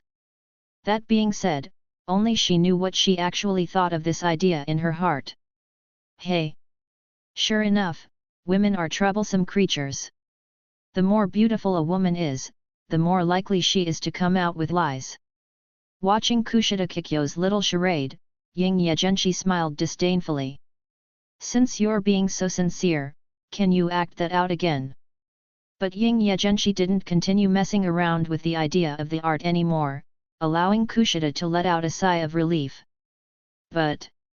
what? Kushida Kikyo didn't react to his comment on her sincerity. Is this about me kicking the railing before? Or is it about the kiss from just now? Or did he just want to press his palm on me again? Before she could respond hesitantly, Ying Ye Zhenshi had already spoken first.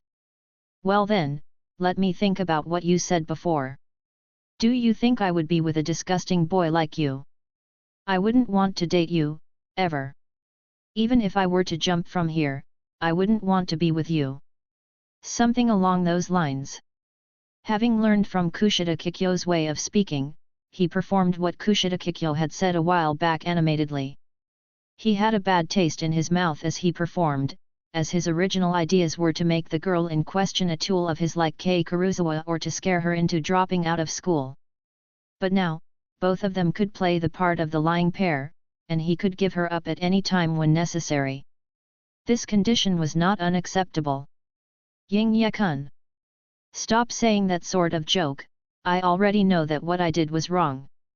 It was all a misunderstanding. I was just worried about my secret being revealed. But I'll tell you all my secrets later, okay? Please forgive me. Kushida Kikyo displayed a pitiful look in her doe eyes. Her flushed face obviously displayed that she was adrenalized, but she didn't show it. Ying Ye Zhenshi just looked at her acting like this. Kushida didn't display any timidity either in the face of his staring and just watched him in turn. The two hugged each other like a young couple and looked at each other. Ying Ye-kun, at least let me go first. Kushida Kikyo looked at Ying Ye Zhenshi and spoke first, but he did not reply. In the end, though, Ying Ye Zhenshi didn't continue to act tough after giving things some thought. He directly allowed Kushida Kikyo to come down and stand in front of him. Her body landed on the floor, allowing the railing to breathe a sigh of relief. The railing had endured too much today, which was not something it should have to bear as an inanimate object. But when she jumped off, Ying Ye Zhenshi moved forward, and stuck onto her body again, making her lean against the railing.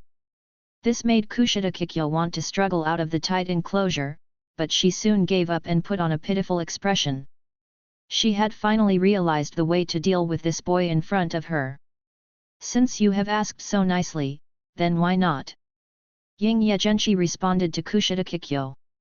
This relationship was different from the potential relationship with Kuruzawa. Even if they broke things off at any time, they didn't have to worry about hurting the other's feelings. In fact, the other party in the relationship may even feel more happy as a result. Then it's settled. Kushida Kikyo was disgusted in her heart, but she still had a soft smile on her face. At least, this result was better than the alternative. If she hadn't done this, it seemed that she wouldn't have gained some semblance of trust from the guy in front of her. "Just wait until I find your weakness. Ying Ye-kun, we will be boyfriend and girlfriend in the future, so please take care of me." Hearing the girl's words, Ying Ye felt that she was really a previous life actor incarnate. It gave him the feeling that he could be sucker punched at any moment, making Ying Ye Zhenshi feel that this woman was really not easy to mess with. He had so coincidentally discovered the true face of Kushida Kikyo in this outing. And coincidentally, he had now bagged himself a girlfriend too. "Kushida-san, now we have a common secret." Like Kushida Kikyo, Ying Ye Zhenshi also smiled. His smile made him appear like a green tea bitch. Chinese girls, and others, who pretend to be sweet and innocent but are dishonest. Kushida Kikyo could feel some goosebumps coming on, but she still had to respond. "Yes. But, considering the fact that I may find myself a girl I like in the future, let's not announce our relationship. You just need to be responsible for helping me learn about the various things going on in school and how to get along better with girls. Similarly, I will also be responsible for helping you deal with your little emotions and little secrets." Ying Ye Zhenshi looked serious about this exchange, which made Kushida Kikyo even more annoyed. Bah, who would fall in love with you? I'm just worried that you will affect my reputation if this gets out. Asshole, are you saying I'm not good enough for you? Okay, that's no problem at all." This exchange, as she had wished, let her breathe a sigh of relief, as she had been worried about him wanting to announce their relationship, which would affect her popularity amongst the boys. Chapter 63, Ying Ye Zhenshi's Teen Romantic Comedy. Having confirmed the situation, Ying Ye Zhenshi nodded. Taking a deep breath, Kushida Kikyo slowly returned to her previous appearance, with a beautiful smile blooming on her face. Watching her smile so sweetly was rather exciting. Ying Ye Zhenshi was left speechless at the display though. "I am becoming more and more afraid of the existence of girls. What a natural actor this girl is. Obviously, so long as he still wanted to live, contact with the other gender would almost be indispensable. Therefore, he would have to come to learn about and understand how they worked." One of Ying Ye Zhenshi's newfound high school goals was to master the skill called love. Finally, only when they parted did Kushida's evil personality reveal itself. The two had stuck together for a few minutes after the exchange before separating. "Are you satisfied?" Kushida Kikyo looked at Ying Ye Zhenshi with disgust. "Kushida-san, do girlfriends really look at their boyfriends with such a disgusted expression? Your expression makes it seem as if you're looking at some sort of pervert. Are you sure you didn't fool me?" Ying Ye Zhenshi asked simply and seriously, making Kushida Kikyo roll her eyes. The only way he would understand was if he were to ever experience a pervert for himself. Since that night, Ying Ye Zhenshi's campus life had been getting more and more strange. It was said that everyone lived a romantic comedy in their youth. But just as I expected, this sort of romantic comedy is very troublesome. His relationship with Kushida Kikyo appeared to have actually gotten better. The girl in question seemed to have forgotten how their relationship had been established. The perspectives he got of Kushida Kikyo were that of her two very distinct personalities. In front of other students, she was still everyone's little angel Chan. But when the two of them were alone, the girl would directly take him as some sort of garbage dump, constantly venting her negative energy with him. At the same time, she also pooed him, brainwashed him into becoming a pick-up artist and taught him how to better get along with girls. He had once thought that Kushida Kikyo would do something to him out of spite, but she had not yet done anything. The girl seemed to have acquiesced to her new way of life. He had been thinking of several ways to deal with her if she retaliated, but all his thinking felt useless. It just felt like she was using him as a garbage dump and having fun with doing so. And she didn't care about his thoughts at all. I seem to be at a loss in this newfound relationship of mine. Lying on the bed in his dormitory room, Ying Ye Zhenshi wondered if he was partaking in an unprofitable venture. In his room, there was a beautiful girl who kept punching Ying Ye Zhenshi's pillow.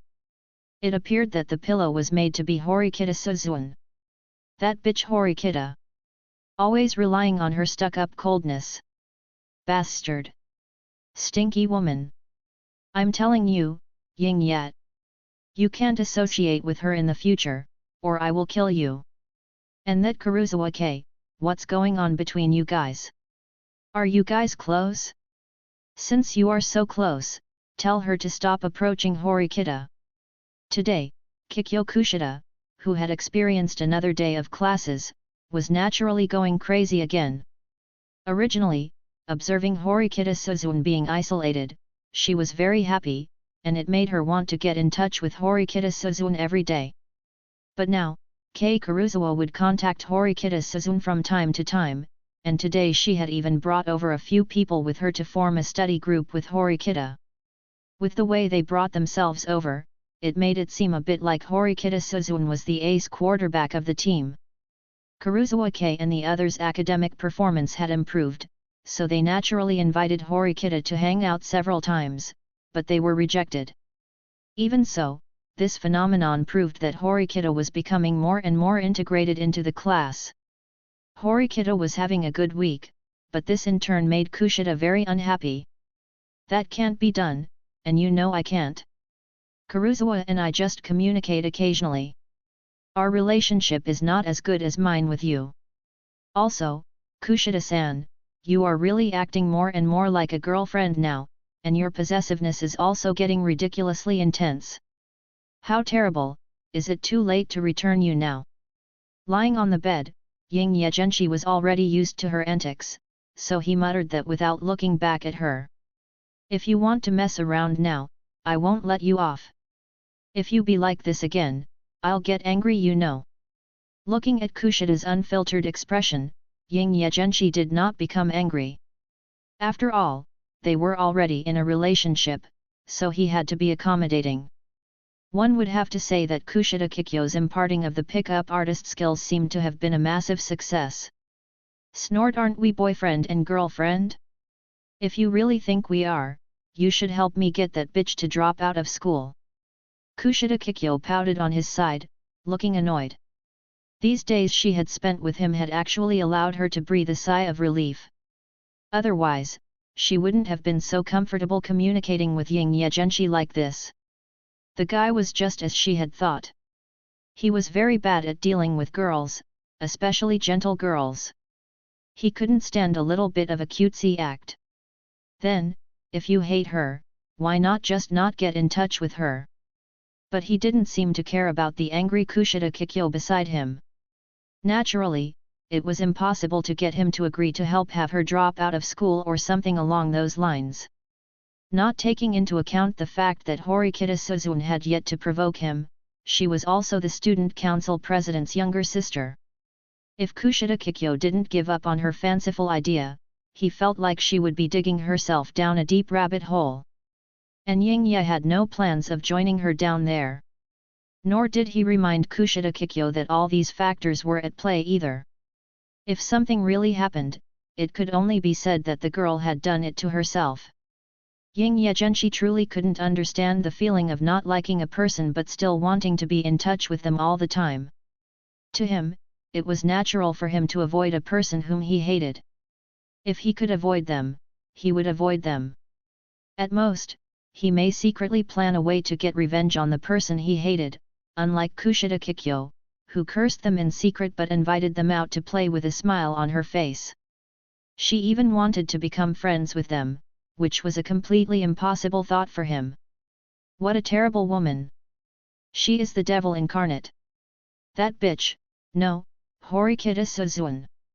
Kushida Kikyo had fallen into a cycle of deep hatred for Horikita Suzuan. Reflecting back on the school year, it seemed as though their problems were nothing at all. The girl's mind was clearly inversely proportional to her heart. It had Ying Ye Zhenshi wondering when the girl would finally sneak up on him with a weakness of his. Chapter 64, The Real Worst Class. It will be the 1st of May soon. Looking at the date displayed on his phone, Ying Ye Zhenshi looked forward to the fated day. Have you forgotten what day of the week it is? I can help you keep track if you need to. Kushida Kikyo was surprised at his sudden excitement. This guy, since when did he show such a look? What is he expecting on the 1st of May? It can't be just the handing out of points, can it? It's nothing like that. Ying Ye Zhenshi replied to her lazily. Then what do you mean? Are you planning to do something bad? Kushida Kikyo looked at him in contempt. It's not that big a deal. Next month, everyone will find that points will not be credited to only our class. Just thinking about that scene is getting me worked up. Especially imaging those idiots. If I remember correctly, they still owe a lot of points to others. I hope they will be fine. Ying Ye Zhenshi leaked the news straightforwardly to Kikyo Kushida. By now, this bit of news was no longer as important to keep to himself as it once was. He also took out his mobile phone and displayed the screen to Kushida. The millions of points on it made Kushida Kikyo's eyes widen. What the hell is this?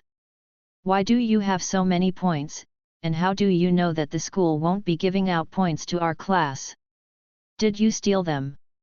Kushida Kikyo started thinking over his statements. She couldn't help but think along the lines of Ying Ye Zhenshi having taken away all the points of the class, and if he was confiding his crimes in her right now. Although it was quite an unbelievable sight, the boy in question had so many points, so it may just have been the case. Steal it? It's less of what you're thinking of, but more along the lines that they did it to themselves. It seems that all of your attention was on making friends, and you didn't bother about the rules of this school at all. Also, your friends from the other classes haven't taken you seriously all this while. How pitiful, Kushida-sensei. He turned his head to look at Kushida Kikyo with a mocking face. This made Kushida Kikyo instantly angry as it sounded as if he was saying all her efforts had been for naught all this while. And telling her that Horikita Suzuan and her friends also didn't care about her was the tipping point. Like a tiger pouncing on its prey, she jumped atop Ying Ye Zhenshi's lying body which was on the bed. Explain it to me. Even if Ying Ye's expression distorted at the sudden weight on top of him, she didn't care, and her face didn't have the usual tenderness. It's basically just about an assessment of the school's first years. Didn't our sensei say it all? Didn't this school distribute points to us based on our merits? And how they go about judging our merits obviously depends on the usual performance of each class. Work ethic, absenteeism, late arrival, and early departure will cause the class to lose points. And so, based on the circumstances of our class, do you think we will still receive any points next month? Ying Ye Zhenshi said while looking at Kushida Kikyo sitting on top of him. Asshole, why didn't you say it earlier? Even if that was the case, and even if we didn't end up with 100,000 points, it would have been impossible to have completely lost it all. Kushida Kikyo punched Ying Ye Zhenshi's chest with her small fist. If the boy had spoken out earlier, she might have still been able to remedy the situation. It would have also served to improve her popularity and status in the class. Even if you say that now, it would have been useless. Many of the kids in our class are like wet mud which can't support the wall. Just a bunch of incompetent fools. As long as just one person keeps lagging behind, everyone will suffer in this assessment. So, based on the current situation, Class D will indeed be left without even 1 point come next month. Ying Ye Zhenshi had by now fully understood the school's system. After all, after such a long time, and after having already become a member of the student council and running around doing some errands, he had fully understood the circumstances. Their class points this month were undoubtedly 0. It had to be said that even the school's upper management was a little shocked at this result. They had never seen such a rubbish class. It was truly the worst class ever. The school's upper management was left speechless, and there was nothing more to say about the situation. You already knew. Hearing that there would be no more points starting next month, even Kushida Kikyo was left a little unconvinced about their behavior. This was the case for anyone who learned of such an assessment. Yeah, I knew it from almost the first day. Ying Ye Zhenshi did not hide the fact. That's why you skipped class to do something like this? Then, you're not in a hurry at all to change this situation, right? And you got so many points to prepare. Kushida Kikyo continued to question him, thinking back to the beginning of the school year. This is just my compensation. As for my classmates, there's nothing to worry about. There's free food, and you won't starve to death no matter how bad it gets. It's just that you won't enjoy any luxuries. But you should have nothing to worry about. Since we are in a relationship, it will be no problem to take you to dinner from time to time. Ying Ye Zhenshi had on the expression of being a good partner. Asshole. If you had mentioned it earlier, I would have saved some points of my own. Kushida Kikyo thought. But considering her situation, she guessed that she would not have saved on too much anyway. And other students would probably borrow from her the following month if they knew she'd held on to so many points too. Wait, I'll give you all my points, and you can buy me what I want to buy from now on. Thinking along those lines, Kushida Kikyo also decided not to leave much of her remaining money for herself. She sent the points directly to Ying Ye Zhenshi. Since she knew that there would be no additional points coming next month, she didn't doubt that there would be many good friends who would ask her to borrow some money. No problem. Actually, you don't have to panic. There are still some talents in the class. As long as the garbage is removed, some useful people will still be left behind to sort out the mess. Ying Ye Zhenshi said casually. What about the other classes? How are they faring? Kushida Kikyo thought about the other classes. They would have held themselves back since they already knew the news. If you want to know their specific performances, you will have to find out on May 1 St. Ying Ye Zhenshi also felt that he couldn't hide that information for long. You already know? You didn't betray the class, did you? Kushida Kikyo quickly thought about what he said. Following his statements allowed her to understand the character of this boy better. Probably. The boy in question seemed not to give a flying fuck about Class D at all. And he didn't like to get too close to the other students either. And now she had found out that this was the reason why the boy had been perfunctory since the beginning. As far as she was concerned, he was still quite the enigma. Whatever. At least everyone will suffer the same. Chapter 65.1, May the 1st Class D morning homeroom. About explaining whether he had sold out his own class to Kushida. You'll find out soon enough. Ying Ye Zhenshi smiled mysteriously, without denying it. Asshole. You are just as I expected you to be. What's wrong with you? Just tell me about it quickly. Kushida Kikyo grumbled as she lightly hit him with her balled-up fist. The students who were betrayed just so happened to include her too. Just know that this honestly has nothing to do with me. This class, even without an intervention from me, has still reached 0 class points. The best I can take credit for is just not intervening in this inevitable downward spiral. The ones who have really pushed the class points to hell are the ones who won't take accountability for their actions. It's them who are really to blame. You can't blame others for everything. Ying Ye Zhenshi said indifferently. He had initially thought he would have to do something to get the class to 0 points, but he had truly underestimated the first year's Class D. He had done almost nothing to complete his end of the deal with the other classes. You think you have the right to say that? How about you go explain this to our classmates then? If other people were to learn about it by tomorrow, they would probably want to chop you up. Kushida Kikyo responded back to him with some delight in her voice. At the same time, she was a little thankful that their relationship had not been made public. She didn't bother to ask why he hadn't helped the class in the first place, expecting a redundant answer in response. Yep, I don't doubt that would be the case. Then, why don't we have you attract some of the aggro? Let's disclose our relationship, and then they may not be willing to scold us because of you, so it will be fine. In that situation, they might not pay much attention to the points. Hearing what the girl had to say, Ying Ye Zhenshi placed his hand on her lap and put out a lazy solution in jest. You'd better work hard on your own. I won't be able to divert this much aggro with just my popularity. And I reckon that an announcement of our relationship at this time will only make it so that the boys hate you more. Kushida Kikyo was not at all happy after hearing his suggestion for some reason. Thinking of the scene of the boys' sorry future school days, she became a little afraid to even think about what being associated with him would do to her popularity. The thought was indeed too scary.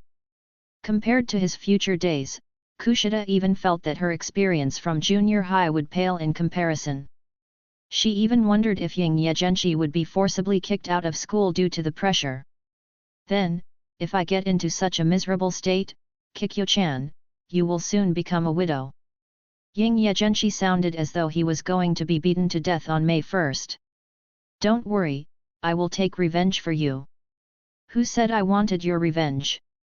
The voices in the room eventually drowned out. In the end, one couldn't know what was going on inside that room. T/N. The weather was gloomy, and the rain was pouring down.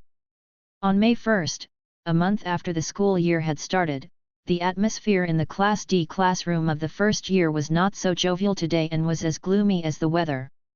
They had been told that personal points would be given to them on the first day of the month, but no points had been credited to their accounts. Most of the students were puzzled by the confusing situation. Even Kushida, who knew what was going on, pretended to be clueless about the happenings and worried with the others. The students whispered amongst one another in the classroom, and they felt slightly relieved when they found out that no one had had any money deposited in their accounts. They could breathe a sigh of relief since it was impossible for everyone in the school to not be given points for whatever reason. At least, they weren't being penalized alone, and it was probably a mistake. Today will be the day you guys face hell. Ying Ye Zhenshi didn't bother to inform the members of his class about what he knew and was just sitting in the corner waiting for the play to unfold before him. The only thing missing to complete the experience was some Coca-Cola and popcorn. From time to time, he would spot Kushida Kikyo's annoyed looks toward him, but he didn't pay it much attention. Time ticked away, as the expected moment finally arrived. The bell announcing the first class of the day in May rang. Along with the bell, Sae Chibashira, the homeroom teacher of Class D of the first years, walked in on her high heels, clutching onto a small, rolled-up poster in her hand. Her expression was more serious than usual, as if she was owed money from people and they hadn't paid her back. Seeing their teacher's face like this, the class could already tell that there was bad news in store for them. However, the behavior of the Class D students had been quite poor in the past months, and so many of the students didn't seem to care about whether it was appropriate to be making jokes at this point in time. "Sensei, you're not on your period, are you?" Ike Kanji found his joke humorous and shouted it out aloud. Next to Ike, Yamauchi and the boys who were in his friendship group laughed with him. In the face of this harassment, Chibashira-sensei remained very calm and looked over the students in the class as though no one had fallen into her eyes. "All right, morning homeroom is starting. Are there any questions before we start? If there's something on your mind, feel free to speak up." She seemed pretty sure that they would have questions to ask, and acted as though she had spare time to answer any before she went on with the session. And just as expected, after Chibashira-sensei finished speaking, several students raised their hands immediately. I checked my point balance this morning, and no points were deposited. Weren't they supposed to be provided on the first day of the month, every month? I was impatient because I couldn't buy the juice I wanted. In the end, it was a boy with a bowl cut who raised the class's concerns with the teacher. Chapter 66, Chapter 65.2. Hondu, I explained it before, didn't I? Points are wired to students' accounts on the first day of the month, every month. They were wired without any problems this month as well. Looking at the bowl-cut haircut, Chibashira-sensei spoke frankly as if to leave no room for question. Even if you say that, none of the students in the class got any points, let alone 100,000.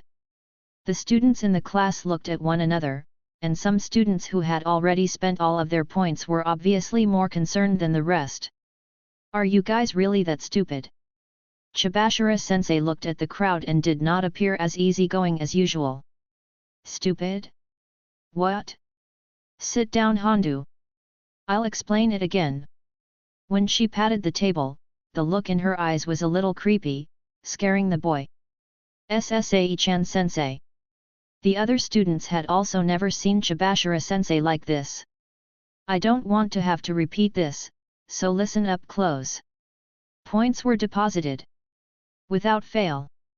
The likelihood that this class was left out is very low. Do you understand? Her harsh words resounded in the class, while Chibashira's expression was blank. No, even if I say I do understand, we haven't received our points.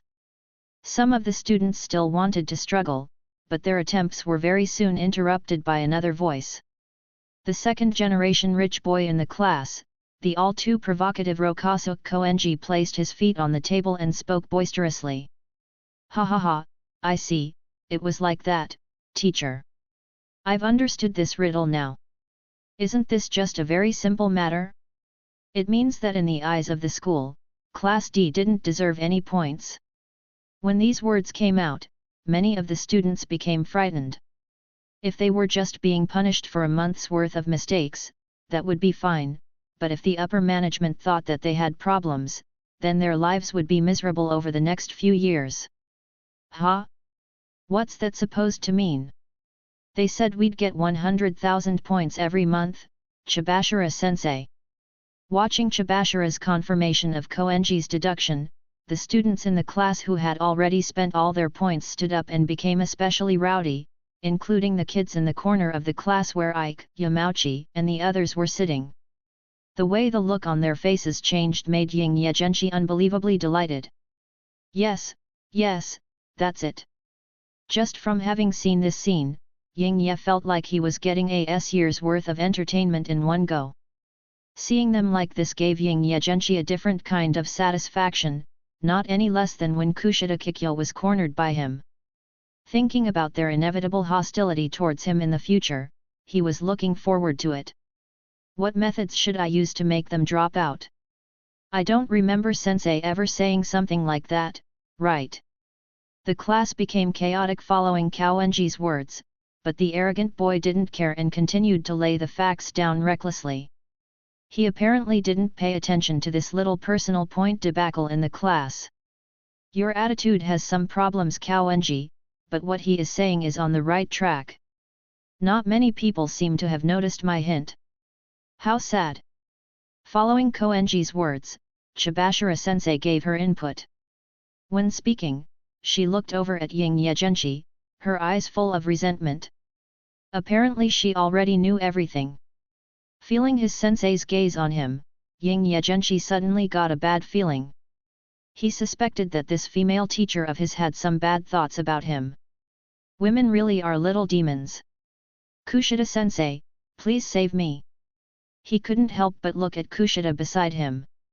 The girl was still pretending, looking at the podium pitifully, and looking back at him pitifully too. If he didn't know the actual situation, he would have thought that the girl really didn't know anything. Sure enough, what my mother said was right. The more beautiful the girl, the better she is at deception. The atmosphere in the class became more and more gloomy. It was completely unacceptable that the number of points they would get had changed from 100,000 points to not even 10. It was like going from heaven to hell in one fell swoop, Sensei, can I ask a question? There's something I still don't understand. Please tell me why we didn't get any points. If that's not possible, we can never understand. The representative of the class, Hirata, raised his hand. If he could make a change by fighting for it, even tens of thousands of points would be fine instead of the 100,000. 118 total absences and tardies. 456 incidences of talking or using cell phones in class. I counted every infraction. In this school, your class performance is reflected in the amount points received.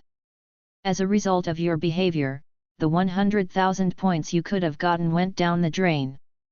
That's all that happened.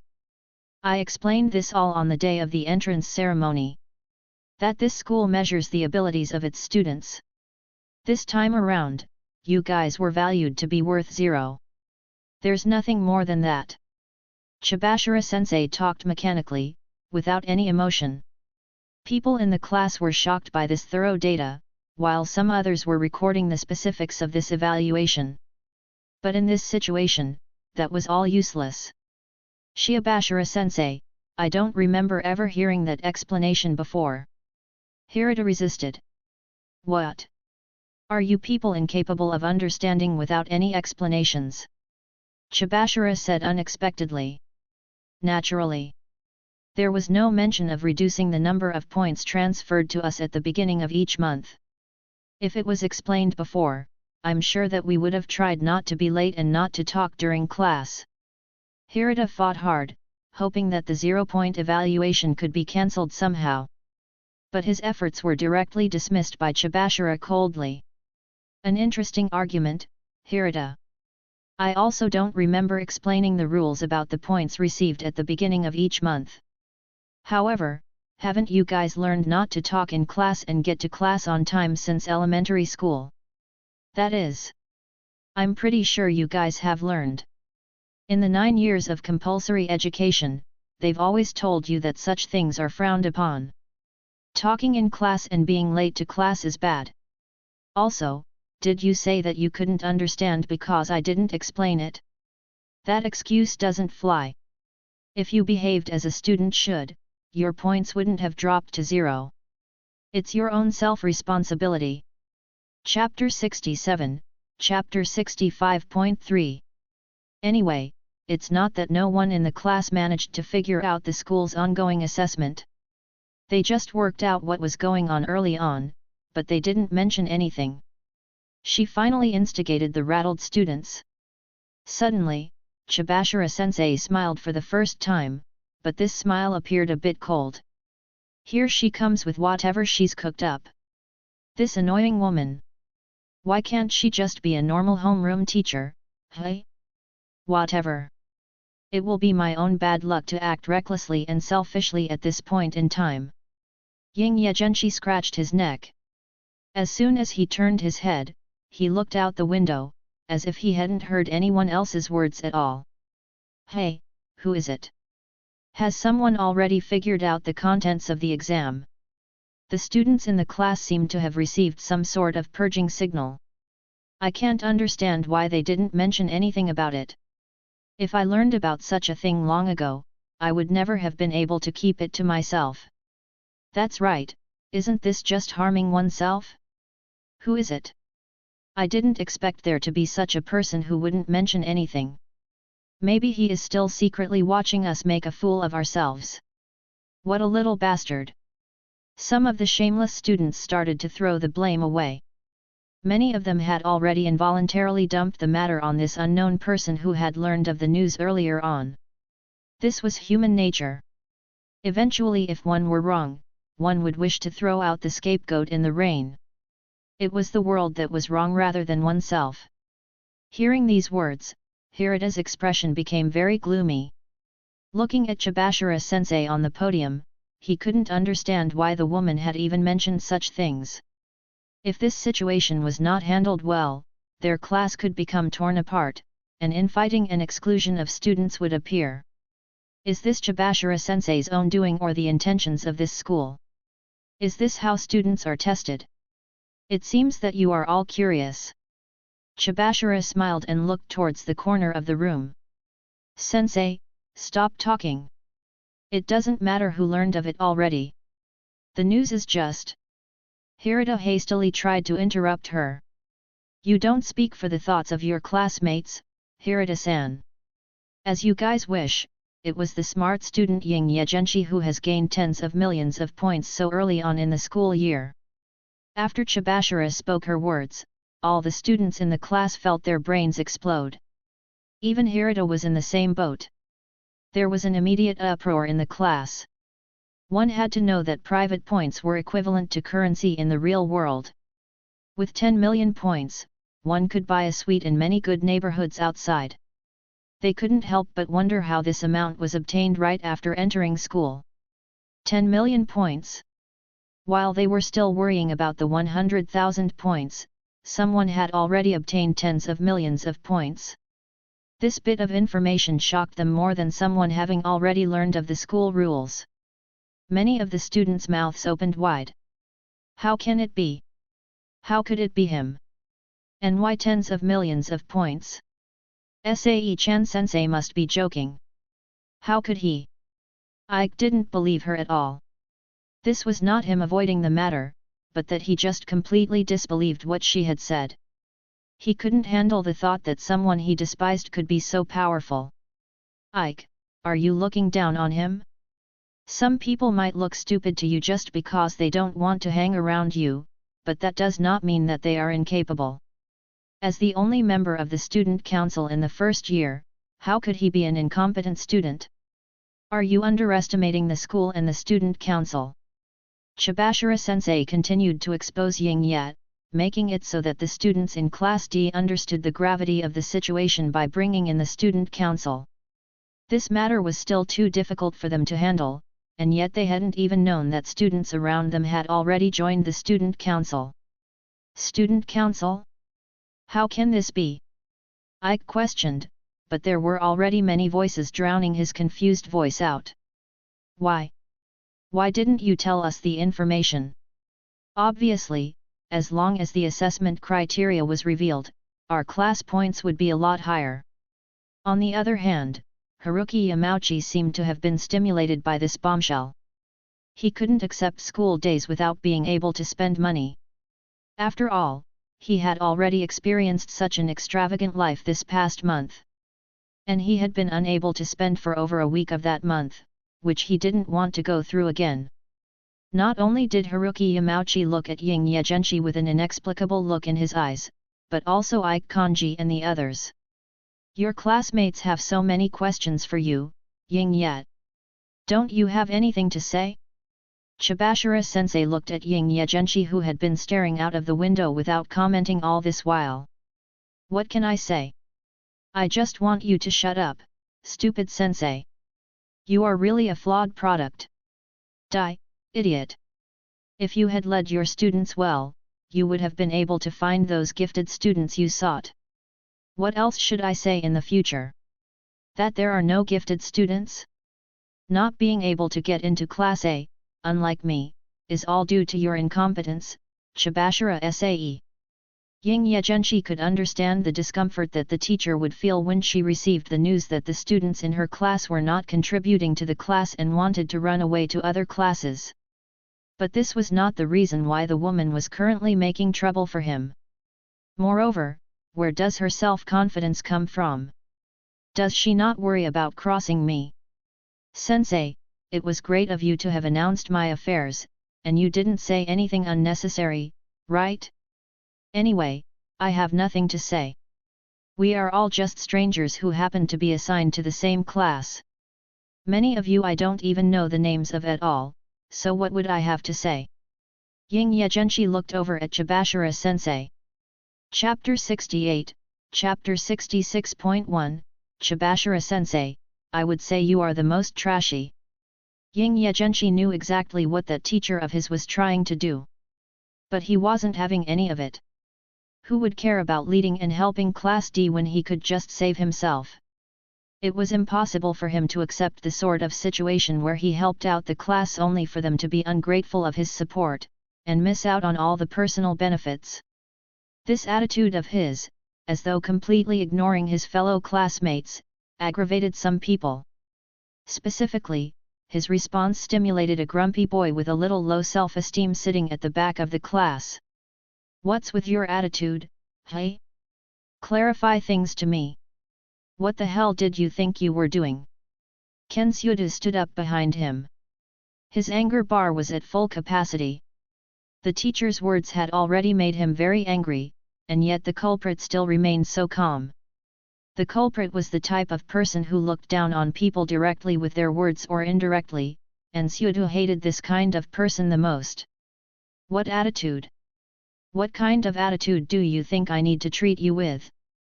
We are all strangers, but we just so happen to be in the same class. So don't act all chummy with me now, okay? I don't have the time to play any buddy-buddy games with you. I have no intention of flying with you. If I had told you about the assessment, do you think you would have followed the rules? Aren't you overestimating yourself a little here, or is it just me? Guys like you are often at the stage where you can understand the truth, but you just can't act on it. Don't you already know what things shouldn't be done in school and how to behave like a normal student? Don't make me laugh. I'm sure that even if I had told you about the assessment, you would have questioned me at first, and then you would have been persuaded by Hirata and the others. After a few days of behaving like a good little dog, you would soon return to the status quo. This is the reality. There are also some points to be made for the class as a whole. Even though all the classes started with the same number of points, why is it that only this class has managed to bring ourselves down to receiving 0 points? Don't blame me for everything. This is just the fruit of your performance. You just got what belongs to you. This is your own evaluation, that's all. And you, Chibashira-sensei, please don't be too selfish about this matter, okay? Just tell them honestly about the situation of the other classes, and then tell them that there are many redundant students in this class who are rubbish, so I won't bother to continue communicating with them. It's as simple as that. Is that too hard to do? For students like this, do you think they deserve to be in Class A? Wouldn't the school's reputation be tarnished if the news spread? In that case, I would have to consider whether to change schools. Ying Ye Zhenshi turned his head to look at the irritable red-haired man and threw him a look of disdain. Then, looking back at his homeroom teacher, he had even managed to anger her. Every word pierced everyone's heart like a needle, making the students wonder if what he said would truly have been the case. Sitting in his seat, he didn't pay heed to the individuals in his class at all. It was as if they were not in the same class. It was as if everyone here was just garbage. If one were to shout at this time, "Everyone here is rubbish," it would probably be quite fitting. But they might get punched too. The successive remarks made Chibashira-sae feel very unpleasant. The character of this student of hers was really too horrid. He didn't seem like a controllable existence at all. Even if she had already experienced it before, she had by now truly comprehended how he adopted the attitude of not putting the class in his eyes at all. But it still bothered her. "Asshole! Do you wanna die?" The provocative words made the red-haired kid almost explode. He wanted to run up to the front to directly beat Ying Ye up, but he was blocked from doing so. "Enough, Sudu. Do you want to be expelled?" Chibashira-sensei fixed Sudoken with a cold look. At the end of the day, they were all problem children, or they had some problem hidden deep within their hearts, and there was no one in the class without a flaw. At least, this kid had a small speciality which could be handled. This was how the flawed products of Class D were managed. Wouldn't him quitting school be a good thing for this class? I am sure that it will save the rest of you a lot of time later on. Maybe without him, you will be promoted directly to Class A. Ying Ye Zhenshi was forging the knife that would one day stab Sudu in the back, as though goading the rest into taking such a step. And he took the initiative to exclude himself from being a member of Class D. It's you who has rattled your classmates now, and it would be best for the class if you just quit school. Since you sold out our class so early on, who knows what you will do later. You should just leave now. Kanji and his ilk retorted, supporting his friend Sudu. He. How stupid. Ying Ye Zhenshi smiled and did not refute the suggestion. They were but a group of rabble. He wondered if their relationship would always be this good. Then everyone, stop arguing now. Let's just listen to what sensei was planning on saying. Kushida Kikyo had originally been watching the play unfold.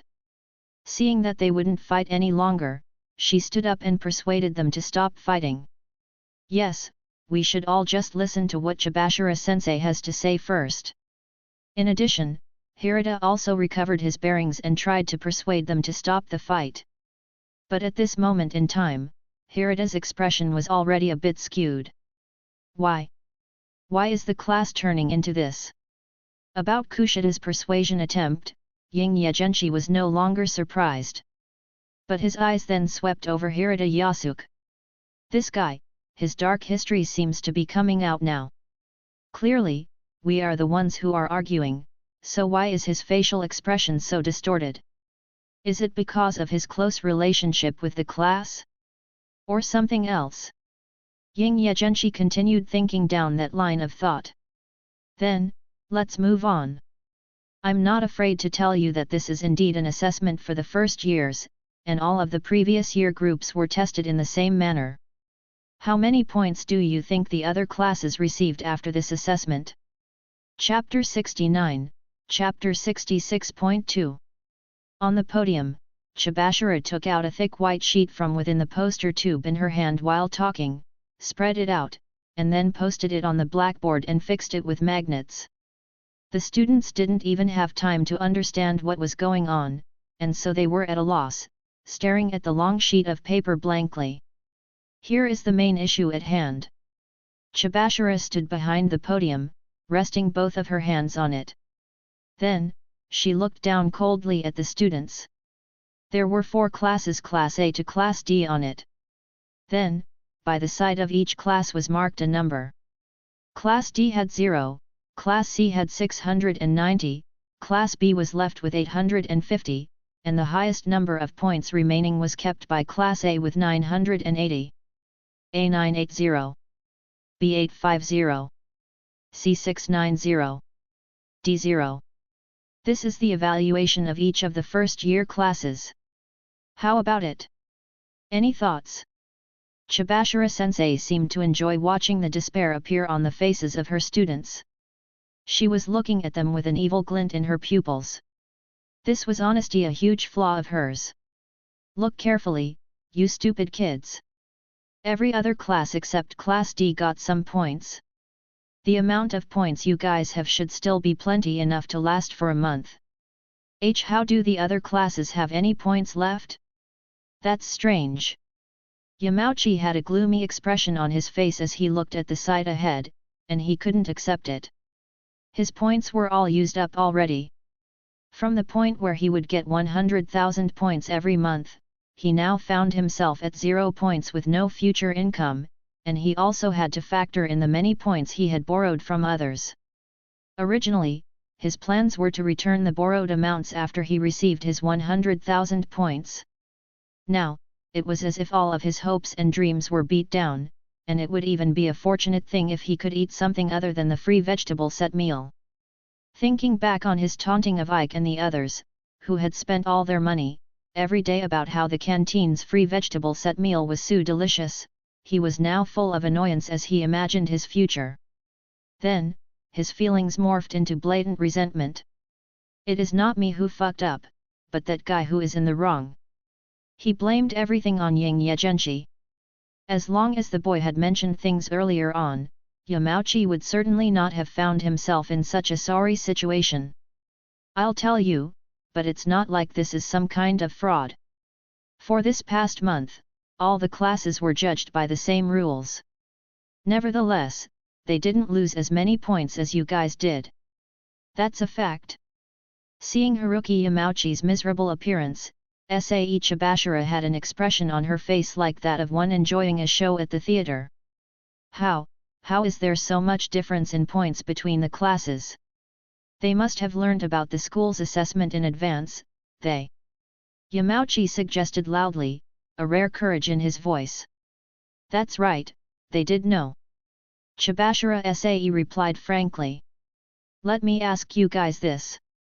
If someone came up to your class within the first week of school and asked you to sign a 6 million points information contract, the condition of which was that they would tell you about the school's ongoing assessment, would your class take the offer? Would everyone contribute towards this contract? Following these questions, Chibashiru Sae managed to have the class fall into a pin-drop silence. Such a scenario was naturally impossible for their class. At the same time, however, Chibashira Sae's words also reminded the students about the fact that one of their classmates had earned tens of millions of points. Evidently, that was how he had done so. Many students suddenly realized that they could have done the exact same thing themselves. The so-called money-making method was actually not that hard to have come up with after it was exposed. Many students in the class became angsty, wondering why it was not themselves who had accrued such benefits for themselves. So that's how he got those points. Asshole, you didn't tell the peers in your own class, but told the other classes first. You bastard, Ying Ye Zhenshi. What do you have to say for yourself? Haruki Yamauchi shouted, jealous about how much money was involved in the deals that were struck up. Many people started to look at Ying Ye Zhenshi differently. Even Kushida Kikyo was gnashing her teeth a little bit. She recalled the several million she had seen in his balance before. So, is this the way he made that money? If each class was charged 6 million, then for 3 classes, 18 million. Many people instantly became jealous when they did the math. These points are not your own. Hand them over to me. You betrayed the class, right? Hand over the points as you should. Thinking about the number of personal points he had, Yamauchi continued attacking Ying Ye. This was for his future, a future in which he would not have to eat the dreaded vegetables. He could spend 100,000 a month in the future just as before. Oh, by the way, someone just so happened to propose another interesting condition, that was, when the assessment is over, the score of Class D will be 0. I have to say, you are really smart. You observed the situation of the students in this class clearly in just a week and realized that the rest of these guys would get 0 points. I didn't even think about it. Chibashira spoke to Ying Ye Zhenshi with a look of approval. But these words aroused the hatred of many of his fellow classmates. They would not have been so divided in this matter had it not been for every few words she dropped. This must be her way of killing him. Kushida Kikyo very much doubted whether this teacher of theirs had a deep hatred for Ying Ye Zhenshi for whatever reason to have exposed his misdeeds like this. At the same time, she became a little afraid of the eyes of the students around her looking at Ying Ye Zhenshi. It felt like something really bad was going to happen to him. But, facing the angry eyes of the students at the scene, Ying Ye Zhenshi remained very calm. He had already anticipated this situation. Things would be exposed sooner or later, and he very well knew he would find himself in such a shitty circumstance. But what's with this Chibashira Sae looking so resentful? It made him very uncomfortable. This feeling as if I am being targeted. It left him wondering if he had done something wrong. Chibashira-sensei, do you think you will change anything by mentioning something like this? It's useless. You shouldn't bother saying anything superfluous anymore, since this morning's homeroom is coming to an end. Have the matters you plan to announce already been finished up with? Chapter 66.3. Ying Ye simply did not care about all the fuss. It seemed as though he didn't take the students around him seriously, and they even felt he was somewhat bored of all that was going on. If he didn't even take Chibashira-sensei seriously, no matter what anyone else said, the boy clearly wouldn't entertain any of his classmates' suggestions.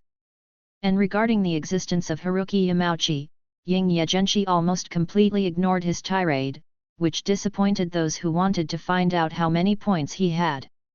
If they could get their hands on his points, they could share them to make up for the lack of points handed out this month.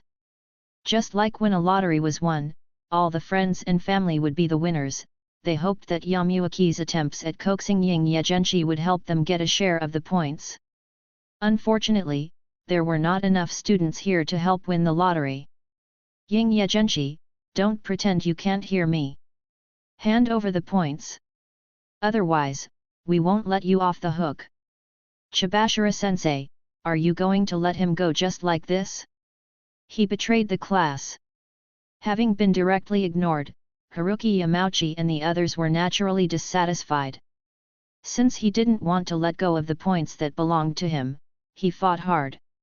Seeing this scene, Sae Chibashira smiled, very satisfied.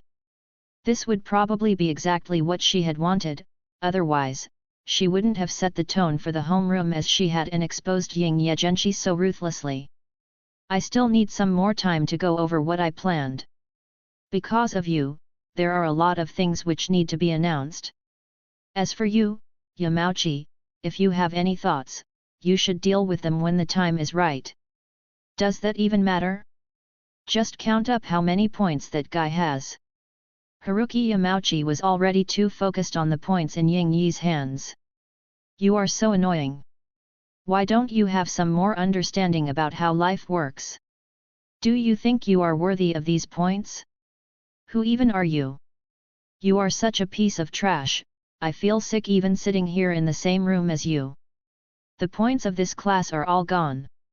Shouldn't you take a lot of the credit for that happening? If you have the face to force some stupid plans here, you might as well consider whether to drop out of school and not hold your classmates back. And all of you guys too, you're all the same. Turning his head to interrupt Haruki Yamauchi, who was still trying to make a fuss, Ying Ye Zhenshi displayed a cruel expression, which was different from his usual expressionless and lazy look. He focused his taunts directly at Haruki Yamauchi, while Ike and the others were caught in the crossfire. You're welcome. You. This sudden show of defiance surprised Yamauchi. In his mind, Ying Ye was just a little smart, and a guy who wouldn't resist when pushed. Regardless of whether it was at the beginning of the school year or later, although there were a few circumstances, he had not dared to resist Yamauchi in front of the class like this. With so many people around, how could he dare to lash out? Idiot! Yamauchi grew annoyed as he noticed Ying Ye looking at him as though he was a fool. I won't let you go. Ying Ye Zhenshi's words couldn't help but make him go crazy. The flames of hatred rose rapidly. You are really stupid. He doesn't intend to give any to you, so is it that you want to rob it? When that happens, it's not just that you won't have any points, but you will be expelled directly. Cao Enji, by the side, interjected lazily. Everything that was going on in the class seemed to have nothing to do with him. Any quarreling or loss of points had nothing to do with him apparently. What did you say? Aren't you angry? That guy made a profit of 18 million at the expense of our class. Haruki Yamauchi couldn't understand Cao Enji's thought process. Why? No matter how he looked at it, the rich boy should have been on his side, no?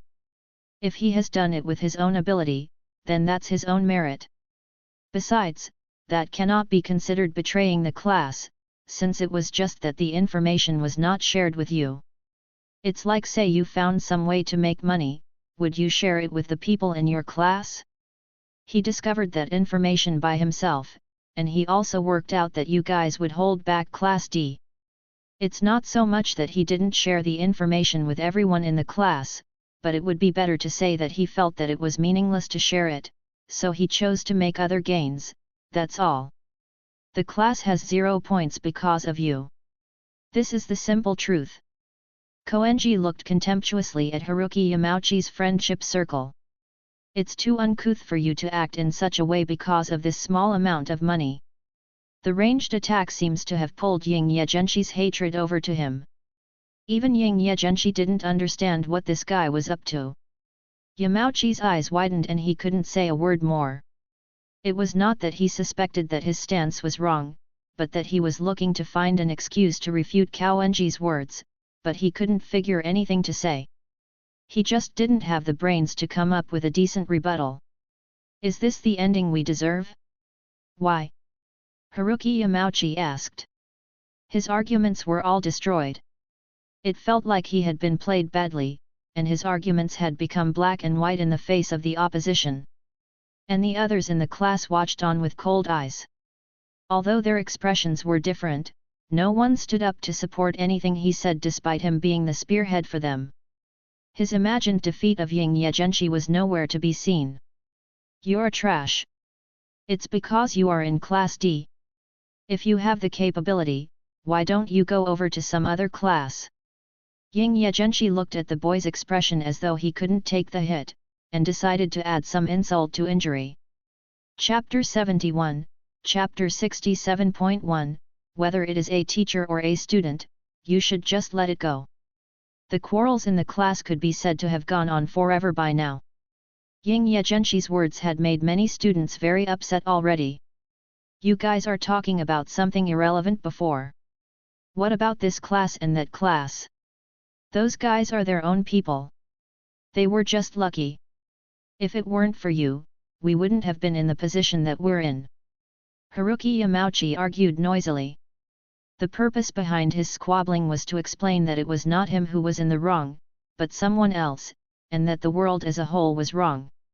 However, it wasn't Ying Ye Zhenshi who chose to explain the situation of the students in the other classes, but Chibashira Sae decided she had more to say. Chibashira Sensei's deliberate clapping echoed throughout the classroom. In this school, all the students are divided into classes by merit. The best students are put in Class A. The worst in Class D.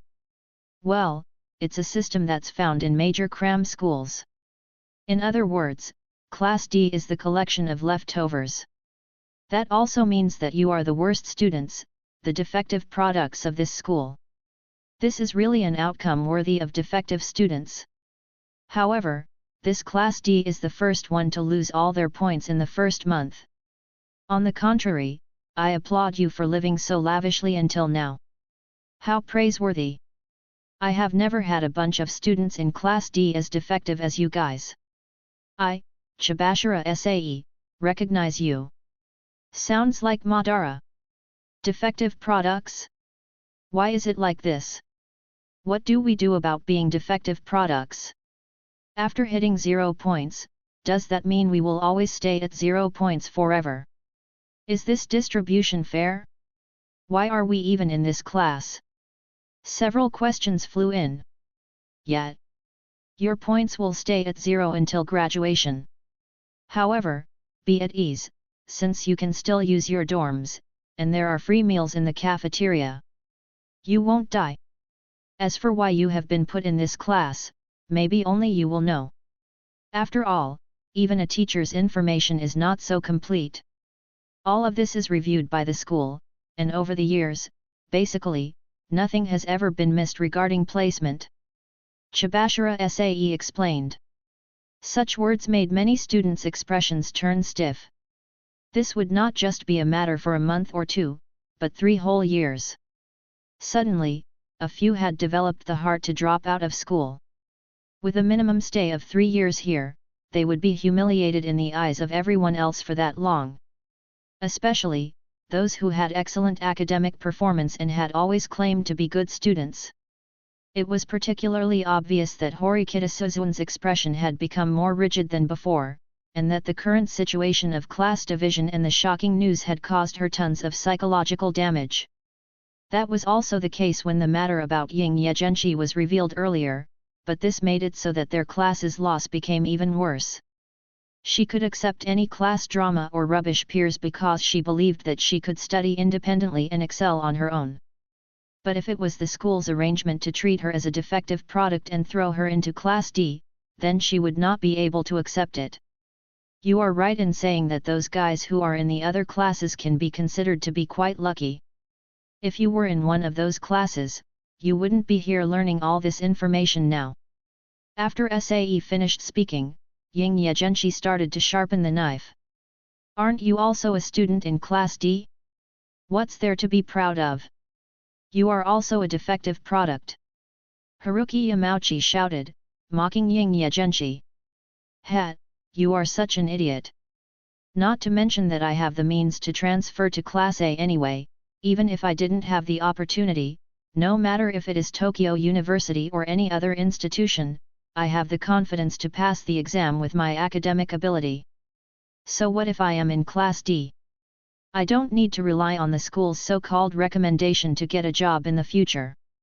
So, whether it's about points or something else, I have many options. This is the difference between me and you, idiot. Oh, by the way, I will also receive 100,000 points every month from having joined the student council. I don't need the points from this exam at all. Ying Ye Zhenshi struck back. You bastard! It made Haruki Yamauchi feel even more uncomfortable. He really wanted to refute Ying Ye, but what the boy had said seemed to be the harsh reality. This kind of feeling. Yamauchi found the person in front of him could obviously be deemed an annoying person, but he couldn't even articulate anything against him, let alone hit him back with an insult, making him feel as though he had been shrouded by darkness. Will we be made fun of by the other classes now? Hearing Ying Ye Zhenshi's words, Sudo was about to go berserk. Class D had been looked down upon since entering the school. That was exactly what he had experienced. Not only were they looked down upon by other students, but now they were also looked down upon by the school. Now Sudo understood the reason those seniors had those weird expressions on their faces when they heard that he was in Class D. Some people had troubled him because of this before. What? You're still holding on to your pride, Sudo? Then do your best and try to make the worst class the best class. Everyone had the same number of class points when they entered school. If your points exceed the previous class, you will directly become that class, and that class would fall into Class D. That's quite fair, no? If you think it's unreasonable, then do something that makes the school feel that you've been misunderstood so that they move you up to Class A. As long as you have the ability, wouldn't it be easy? But for now, the choice of the school seemed to have been quite correct. Even if you make excuses that you didn't know about the rules, then just take a look at the other classes. They all got the rules of the school from someone, and then, Class A is still Class A, Class B is still Class B, and Class C is still Class C. Doesn't this indicate that the school's placement was very accurate? Chapter 72, Chapter 67.2.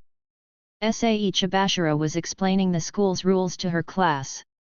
While firing shots at the confused students, she also imparted to them the school's criteria. The competition between the classes depended on the class points.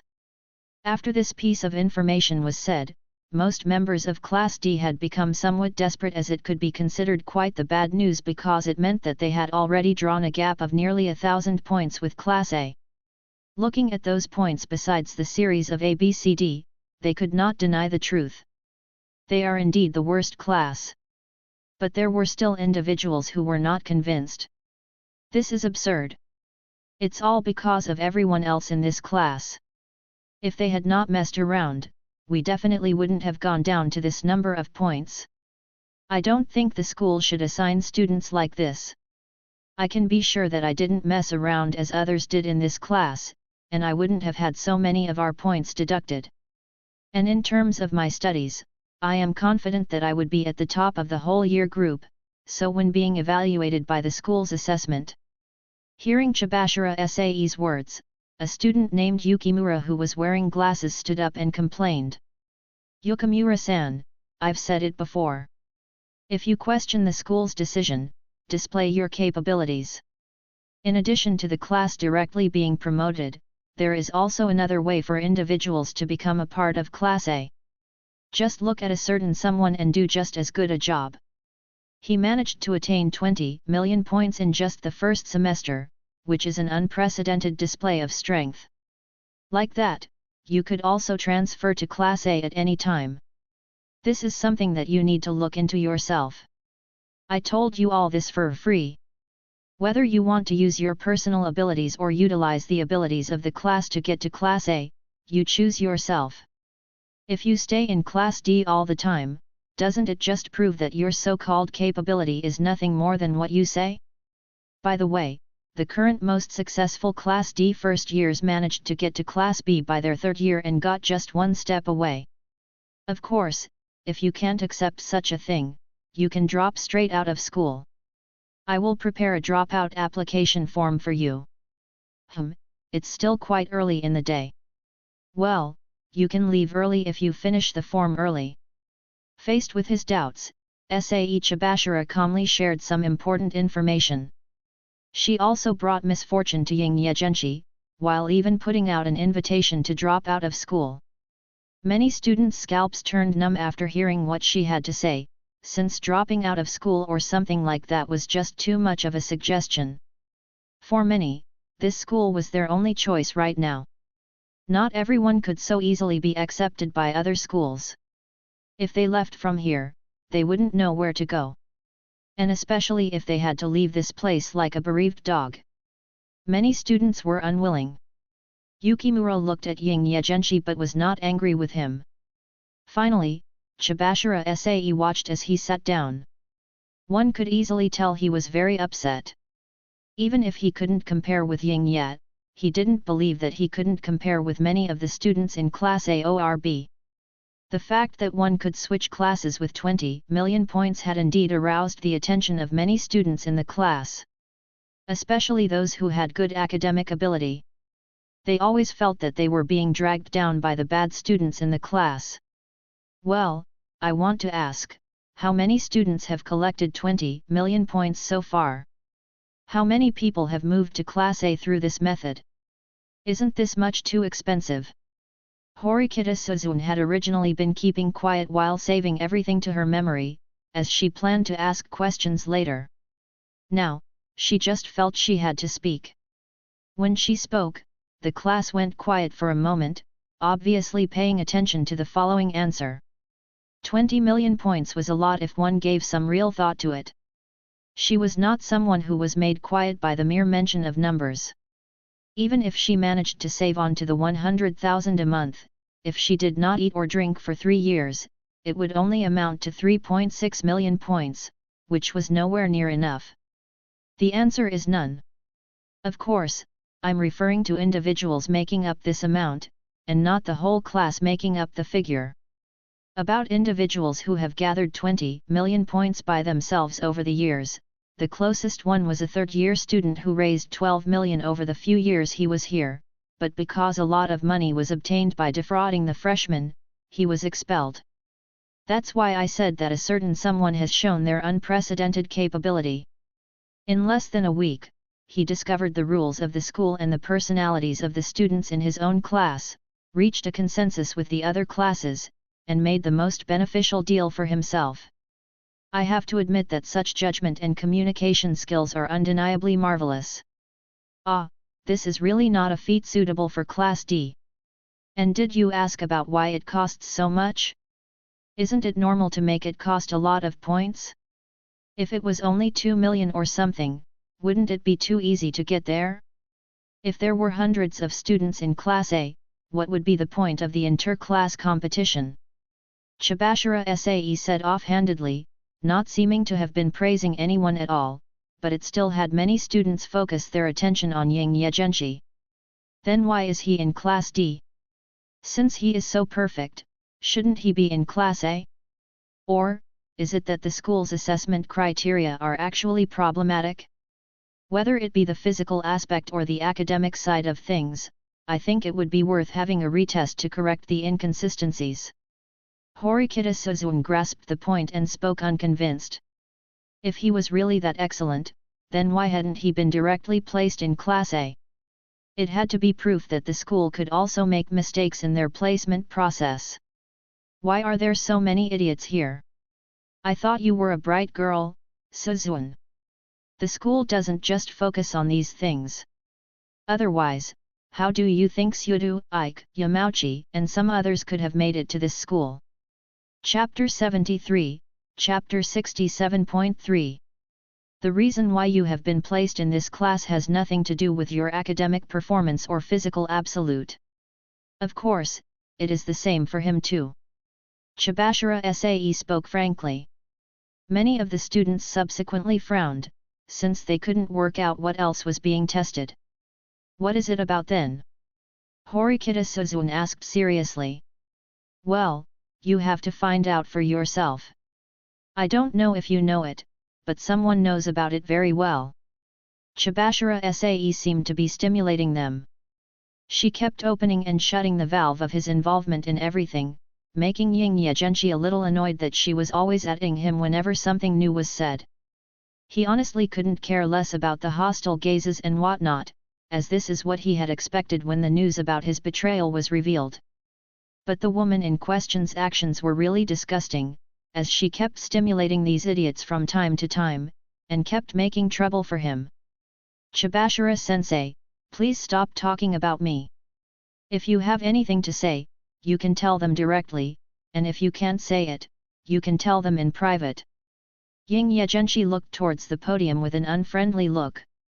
She was quite clearly a good-looking female teacher, but in the end, she disgusted Ying Ye with her personality. This woman was even more dangerous than Kikyo seemingly. Ah, do you even care about this? Also, are you trying to threaten your teacher?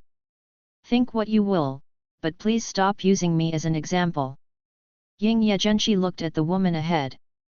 Every time this stupid woman spoke, a fool would stand up behind her, using her words to kick up a fuss. And just as expected, someone later found an opportunity to make that fuss. Sensei, you just mentioned fraud. Then, isn't this guy a fraud? Does the school agree to a person betraying the class like this? Haruki Yamauchi shouted loudly, trying to arouse public outrage. He had always believed that he was tricked by Ying Ye Zhenshi. Since he had done something like this, you should expel him and compensate us with his points. That's right. I think it makes sense. He has to be expelled. Ike Kanji and some others spoke one after another. Many people in the class echoed the sentiment. They wanted to take Ying Ye Zhenshi's points for themselves. It was a whopping 18 million. As long as they could get it, their entire class could pass the months for a long while.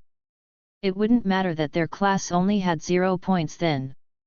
Chibashira Sae just looked over at him with a smile. It seemed that she had really wanted to see such a scene. But she was soon left disappointed, as Ying Ye Zhenshi didn't react at all, let alone display fear or anything of the sort. Since they have brought it up as so, what do you think? Chibashira Sae asked purposefully. It's none of my business. If the school thinks I've done some fraud, I will be expelled without question. Don't speak nonsense. Do you really think I wouldn't survive after leaving this school? I'm not like those idiots. Let me just remind you, if you communicate with the mentally handicapped, you will also become mentally handicapped. I think you already have a tendency for it now. Based on the school's arrangement, the students in Class D are flawed products, so the teacher must naturally also be a flawed product. It's enough for you to pretend to be a fool. Don't treat me as a fool too. I'll tell you this all directly. I'm not interested in this class. If you keep annoying me and want me to do something, I will make it so that the teacher of Class D will always be the teacher of Class D. Not only for this year, but also for the next 2 years, and even all the years in the future. Whether it's a teacher or a student, you really should just let this go. But if you want to deal with me, just come here. I will make you all regret it. Ying Ye Zhenshi looked at her directly, while even the rest of the class was mocked. The person on the podium was not regarded as a higher authority at all. As for those idiots, since they wanted him to drop out of school, then he would have them drop out of school first. If they allowed him to find opportunities in the future, he would teach these guys well about the rules of this school. He would remind them kindly what it meant for them to be enrolled at an ability-orientated school. Let me tell you this again since it doesn't seem to have gotten through. When you are a teacher, you should act like a teacher. If you don't, I will get rid of you if you always put out this unnecessary selfishness. You defective thing. Since she was looking for trouble like this, he would not forget it. Ying Ye Zhenshi's words made Chibashira Sae's face become hard to look at. When the students saw this scene, their eyes widened. They couldn't help but think that this classmate of theirs was really super brave. They even felt that something had happened between the two of them previously. At the same time, they also felt insulted. This person had made them realize what a defective product truly was. And they now comprehended what it meant to be looked down upon. "You're really marvelous. Such a fearless look, it's not bad, Ying Ye boy." The pretty boy Kaoenji looked at Ying Ye Zhenshi, who had angered the whole class, and clapped his hands. This gesture, as though he was watching a play, was quite conspicuous. Horikita Suzun looked at Ying Ye Zhenshi, silently. Is there such a person, who is doing this all alone? Alone against everyone? Is he really not afraid? Ying Ye-kun, it is too much for you to talk to the teacher like that. Hirata stood up in embarrassment. Has such class conflicts become inevitable again? There were also students who did not give up the presented opportunity and wanted to have Ying Ye be punished for what he had just done. About them though, Ying Ye Zhenshi was too lazy to pay attention to these fools. Chapter 74, Chapter 68.1, Points Crisis/Dropout Crisis/Fraud? It was one thing to go too far. And it was a whole another thing to have the guts to say one's thoughts out loud. Generally, teachers did not receive such treatment and were not directly attacked by their students. And yet, in front of her students, Ying Ye spoke out. Chibashira Sae had never encountered something like this. The situation had finally boiled down to what it was now. In addition to all the previous conflicts, these idiotic strays were enough for Ying Ye Zhenshi to hold a grudge. He was already planning how to deal with the follow-up. If they wanted to be buried as they were, he would have Kurusawa lead the others to isolate them first, and then look for opportunities to have them kicked out using the school's rules. And he had made himself abundantly clear. Since that idiotic teacher of his wanted to play, he was willing to entertain her and play. He was down to make a mess of the first year's Class D, and then run away, and leave this stupid teacher to clean up after him. Hey, maybe they will thank me for cleaning up the garbage in the class. What did I do that was too much? If she wants students to treat her as a teacher, the first thing she has to do is to act like a teacher and stop troubling me when she feels like it. If she doesn't act like a teacher, then what's the difference between her and those idiots behind me? What I do and how I go about things is my own business, so don't try to manipulate me into doing anything. Ying Ye Zhenshi responded to Hirata. He brought down Chibashira along with the idiot trio. If you want to fuck around, then come and play. In terms of means, I have plenty of ways to mess with you. Calm down, Ying Ye-kun. Hirata hoped that Ying Ye Zhenshi would calm down. Even he hadn't seen students get so angry with the teachers so often. He could be sure that they had to have exchanged something in private, which made Ying Ye Zhenshi so resistant and made Chibashira-sensei keep calling him by name in class to expose him. If things went on like that, the class would quickly devolve into something very troublesome. Ah! Looking at the mother of the class Hirata trying to ease things, Ying Ye smiled. Look, isn't there someone more suitable for the role right here? If you bother me again, I won't be so polite anymore. A person must rely on themselves. Wouldn't it be a good fit for Hirata to be a teacher given his motherly nature? Since Chibashira Sae had not been selected by Ying Ye, she insisted on pestering him to no end. Ying Ye thought that she really had some brain problems. Her gaze was so high but her actions were scarce. She didn't like this or that, but it all should have depended on whether she had the ability to handle him. The situation was laughable. There were 10,000 ways to attack her stored in his head. He had already fully analyzed Chibashira Sae. Finally, she came back to her senses after Ying Ye Zhenshi's words. Chibashira Sae calmed herself down as if nothing had just happened. This problem boy is seriously deranged, and his temper is not normal. He is really young but eccentric. I am guessing that even if I were to make him drop out of school or force him to change classes, he would mess with Class D badly before he runs away. Chibashira Sae became a little doubtful about whether she had chosen the wrong target. But Ying Ye Zhenshi was just too dazzling in existence. From the time she had received the news about his deeds and noticed this student, she had already taken a fancy to his ability and realized the hope of breaking into Class A. But later, in their conversation, she was rejected ruthlessly and even ridiculed. The second time she learned about news regarding him was from the other classes. Everyone already knew about the ongoing test, but their Class D didn't know anything. And yet, the information about the test had been passed on by a member of Class D. And this time, they had had all 1,000 points deducted right away. It made her go a little out of control and lose a hold of her rationality. Why is there such a person who just gave up the class as soon as he started school? She, Chibashira Sae, had been a teacher for many years, but she had never seen such an eccentric individual. Her expressionless face had people wondering what she was thinking, but what she said in response to his words seemed to make it look as if she had given up on dealing with Ying Ye Zhenshi, as if she had become submissive. Speaking like that to a teacher is really courageous of you. However, it's normal to look down on teachers after receiving excellent grades. Well, I wish you a good time in Class A. All right, I have one more piece of bad news I have to tell you guys. The blackboard was again pasted with a piece of paper. She put one more piece of paper onto the blackboard. The names of all the classmates were listed. Next to everyone's name was a number. This was the results of the end-of-the-month assessment from a few days ago. As for the matter of Ying Ye Zhenshi committing fraud, she didn't even say a word on the topic.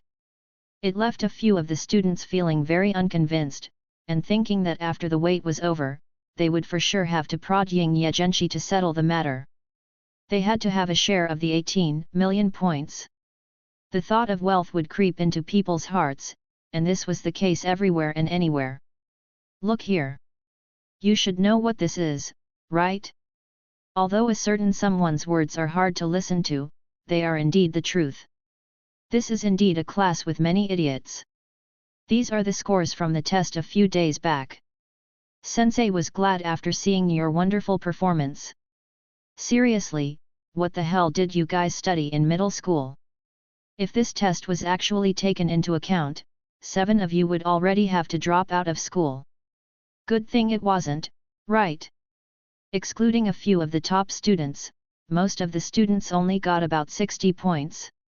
Then, there were quite a few classmates with scores in the 10s and 20s, like the idiot trio in the back row, who had not got a wink past 30.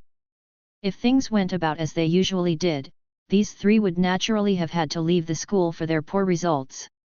One had to say, today's first-year Class D students were really hit with one wave of bad news after another. Wave after wave. After the crisis about points, it was now a crisis pertaining to dropping out. The idiot trio had no more time to worry about Ying Ye Zhenshi's points. Points were the root of their continued luxurious lifestyle, but dropping out of school was quite literally everything to them. If they all were to drop out of school, it really wouldn't matter whether they managed to attain a share of points for themselves or not. Chapter 75, Chapter 68.2. Drop out? What do you mean? Seeing the flustered appearance of the students sitting down, Chibashira said calmly. What, did I not explain? If you get a failing mark on either a midterm or a final exam in any subject, you have to drop out of school.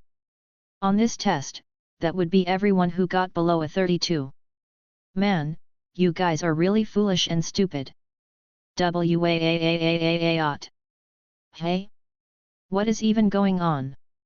Why haven't I heard of this before? Don't fuck with me, Sae-chan sensei. Don't joke about dropping out of school. Such a tale was naturally unacceptable and struck like a thunderclap in the class. Many students' expressions became a little dull, as they thought about their own scores. Not only did the 7 people who had failed falter, but even the individuals with points above the dropout point felt a little scared. When Hirata got the news, he became a little concerned. He was not worried for himself, but worried about other students. Could so many people really be expelled from school?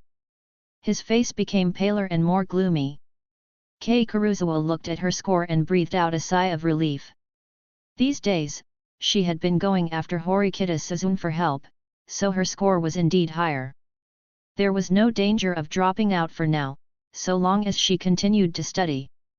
Sure, she couldn't even think about reaching the top, but settling amongst the upper middle level in the class should have been possible. Is this all within your expectations, Ying Ye? Is there anything you don't know?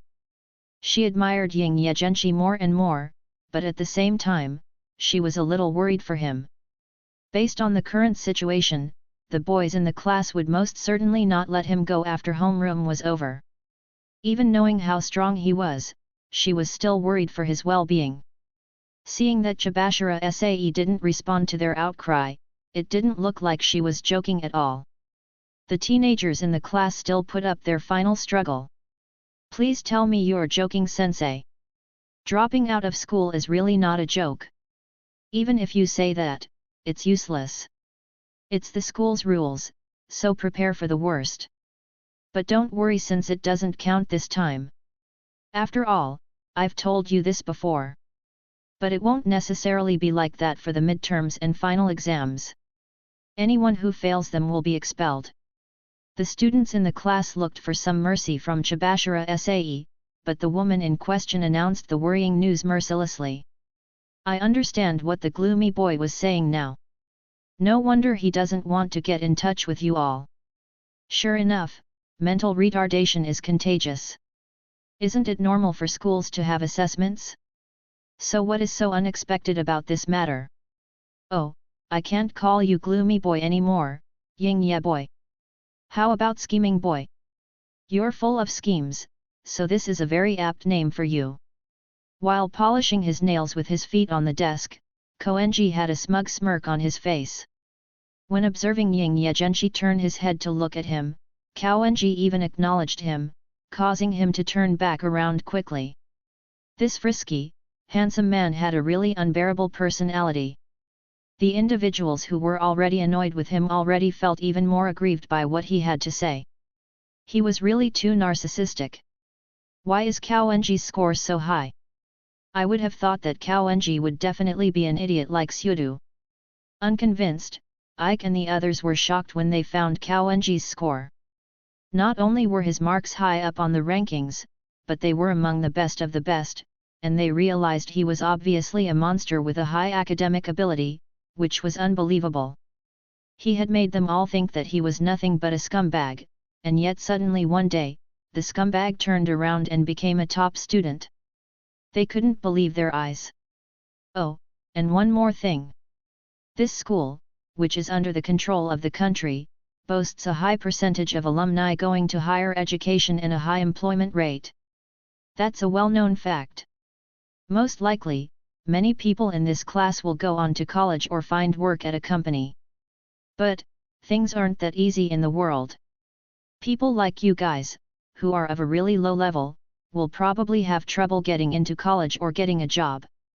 Seeing that the atmosphere was set, Sae Chibashida had proceeded with her next big announcement. In other words, in order to make our dreams of getting a job or getting into college a reality, surpassing Class C is probably a minimum, right? Hirata took the opportunity to ask a question. However, the results obtained were more dire than he could have imagined. That's also slightly incorrect, Hirata. There's no way to achieve your dreams except by surpassing Class A. The school doesn't guarantee anything for all the other students. Only students who graduate from Class A will receive preferential treatment, so work hard. The coming midterm is both a difficult problem and an opportunity. A good showing will be rewarded with class points. Though, it seems as though someone is already prepared to transfer to Class A. Chibashira Sae finished her beatdown of the students and took a look at Ying Ye. Okay, everyone gets that he's so great. Stop comparing him to the rest of us. The students in Class D had already had their mentalities collapse. They didn't even know what to retort to the blatant prejudice anymore. Isn't this a scam? What are we even here for then? So are you saying that we have to spend the next 3 years here, only to tell us now that the benefits are only for Class A? That's too much, sensei. The clear preferential treatment this time resonated with the anger of the students in the class even more. If it was just the point crisis, they could bear it and let it pass. And a dropout crisis? If they just studied hard for the exam and did well, that would be the end of that. But now, it appeared as though their bright futures after high school were actually looking bleak. Chapter 76, Chapter 68.3. The students had enrolled at this school thinking that these 3 years would be but a breeze, and that when they finally graduated high school, they could all get into whatever university they wanted and be directly given a costly scholarship program. There were also some who dreamed of various professional job opportunities, which could be attained just by making it through these next 3 years. But Chibashira Sae's words ruthlessly shattered any dreams and hopes of the students in front of her. Now their class points was 0, and Class A's points were almost 1,000 away. Even if they got rewarded every time they did well on the exams, there would no doubt be rewards given to Class A for doing the same. If things were calculated in this way, as long as Class A did not make any major mistakes, it was nigh impossible for them to fall from their spot at Class A to Class B or C, let alone Class D. Thinking along those lines, many students started to feel even more resentful towards Ying Ye Zhenshi. It was fine to have sold the intelligence, but why hadn't he sold it to his own class? How shameful! There's nothing as pitiful as boys making a commotion and panicking at having some fanciful dreams shattered. Pretty boy Kawenji incited everyone in the class yet again. Hey, why are you so relaxed? He had brought the attention back to himself. If one said Ying Ye Zhenshi was considered the most hated and repelled individual in the class, then Kawenji would quite easily take the second place. No one liked his attitude of thinking himself superior to everyone else and his free-spirited roguish behavior. And so this relaxed appearance of his had them confused about his thoughts. But after hearing his answer, they became even more agitated about their own situations. Why would I not be? I value, respect, and regard myself greatly, more than any other person. Even if the school puts me in Class D, it means nothing to me. If, for example, I have to drop out of school, it's completely fine. After all, it's the school that will come crawling back for me. Anyway, I'm not looking to go to college or find a job somewhere after I graduate. It's been decided that I will lead the Koenji conglomerate in the future. It doesn't matter whether I'm in Class A or Class D. Of course, I don't agree with the school arbitrarily placement of me in Class D, but it's like what the scheming boy said. A person must rely on themselves. If you are excellent enough, you can choose to go anywhere you want. Kawenji's attitude made his way of thinking out to be as though the most normal thought process. But in reality, it just was not. This Kawenji is too rich. Why is such a guy in Class D? Is Class D really made up of defective products? The students would not have thought that such a big silver spoon kid was actually sitting right beside them. Honestly, at this point, they all just wanted to look for a street lamp or something, and just throw it at Kawenji. At the same time, they all began to doubt themselves, as they wondered why there were so many competent outliers in the class. Moreover, with so many of such students, how could their class have still fallen to 0 points? What kind of talent they have to have run their class situation so deep in the mud? With such thoughts, the students couldn't help but look over at the individuals who had probably contributed most to the deduction in their points. Kanji Ike, Haruki Yamauchi, Kensudu, and the girls playing with their mobile phones in class. None of them could escape their seething gazes. These people were the root of all evil in Class D. Because of Kawenji's interjection, those with decent personal competency had calmed down a little. But those who had only ever thought of getting into their various dream institutions with the relationship they had forged with the school, and those who were just average, had ugly expressions on their faces. They were feeling full of gloom, as though they were entering hell. He. In such a situation, joy was clearly written on Ying Ye Zhenshi's face. With rapt attention, he watched the show conducted the students in his class, especially in the last few moments. Looking at their disappointed and desperate expressions, he couldn't help but chuckle internally. Although Cao Enji's words are a bit straightforward, that is the crux of it. These are the rules of the school. Opportunities can be found within them, and you all have equal opportunity to fight for them. If you can't get them, then you will have to blame yourself. Didn't a certain someone say it already? A person must rely on themselves, so work hard. If you really can't accept the circumstances, then I will reiterate the same thing.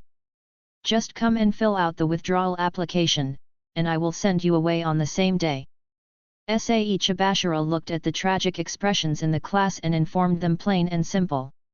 These words of hers directly made everyone in the class want to drop out of school right there and then, as they thought of the miseries of the coming few years. However, if they dropped out of school, they may just be miserable for a lifetime.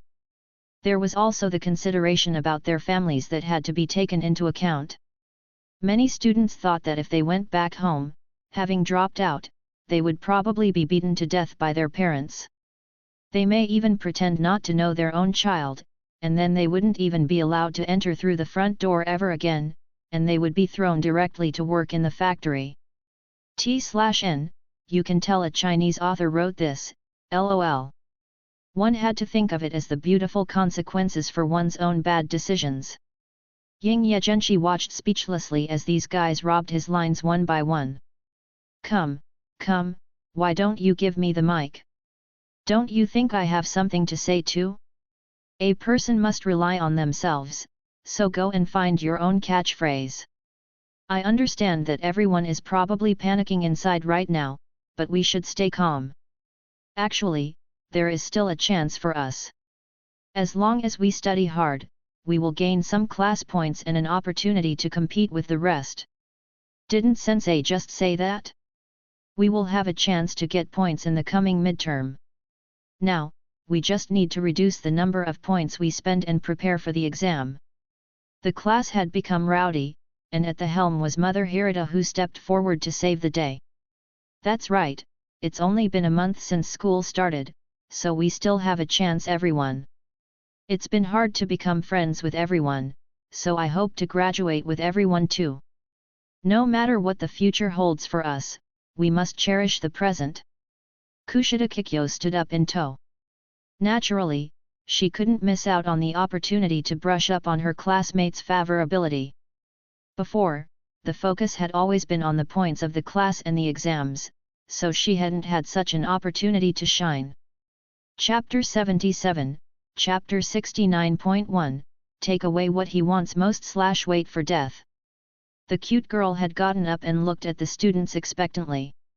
This directly made it so that many of the students, who regarded Kushida Kikyo as their goddess, had found the much-needed shoulder and cheering they needed to calm down.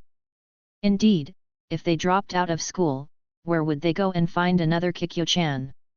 The two mothers of the class stood up to comfort the rest, and naturally, there were some promising results for their efforts. But only for some of the students. You're right, we can't let them look down on us. Chibashira-sensei, just watch. Isn't it only a difference of a few hundred points? Class A is not so different from us. They also graduated from middle school just like us. If they are not the same as us, then I believe what differentiates them from us is that they don't have a third leg in their pants. The boys sitting behind Kushida had been irritated at first but were comforted when they were looked at by Kikyo Kushida, who had turned around and gave them an endearing look. This made Chibashira Sae at the front look at them as though they were quite the fools. Was it only a few hundred class points? Eventually, they would know just how big that gap was, she thought. At that time, they would come to understand that students really could not be sorted into the one category of middle school graduates. Sometimes, the gap between humans was bigger than that of even between humans and pigs. These guys are still wet behind the ears. These were the same guys who would stutter if they were looked at twice by the same girl. Chibashira Sae wondered if there was a spot at the closest film school for idiots who only knew how to act tough. She finally wondered if she had used the wrong method to provoke Ying Ye Zhenshi so much, as she realized how useless the students in her class could be. Then, I wish you guys all the best. That's about it for the morning homeroom. Do you have any questions? If not, that'll be it. Hearing the bell ringing for the end of the morning homeroom, Chibashira Sae did not run out right away, which was a rare sight. If it had been a normal day, she would have been the first to run away as soon as the bell rang. The students looked at each other, but no one spoke in the end. The main thing holding them back was that they didn't know what to ask, or what they had in mind was too embarrassing to ask out loud. In the end, no one asked anything, and the ones who had a question to ask planned to ask it in private. And so, Sae Chibashira left a few words of encouragement to the students and walked out of the class, signifying the end of the morning homeroom. The high and mighty woman closed the door behind her hard, leaving an enclosed space for the students to go about their business. The points that I expected have not been deposited into my accounts. What should I do now? Is there anyone who can lend me some points? I used up all of my remaining points just yesterday. It feels like we're in a really shitty situation now, and even our sensei seems to hate us. I understand that everyone is panicking right now, but calm down. How can we calm down in this situation? Are you not frustrated that we are the class of leftovers? Even if I say I am, isn't it better to work together to get out of this situation? Get out of this situation? In the first place, I don't even agree with this hierarchy of classes. Yet, I should be in Class A. I also want to be a member of Class A. As soon as the teacher left, the students in the class started kicking up a fuss, complaining to their friends sitting nearby about how unfair this school was. This morning's information bomb had really opened their eyes to the reality of their circumstances. They would have never thought that this school was such a place. Their heads nearly split in shock. Everyone wanted to be a student of Class A, and they were very jealous that those students were still at more than 900 class points after the first month. That was more than 90,000 personal points. Compared with them, that was the difference between heaven and earth.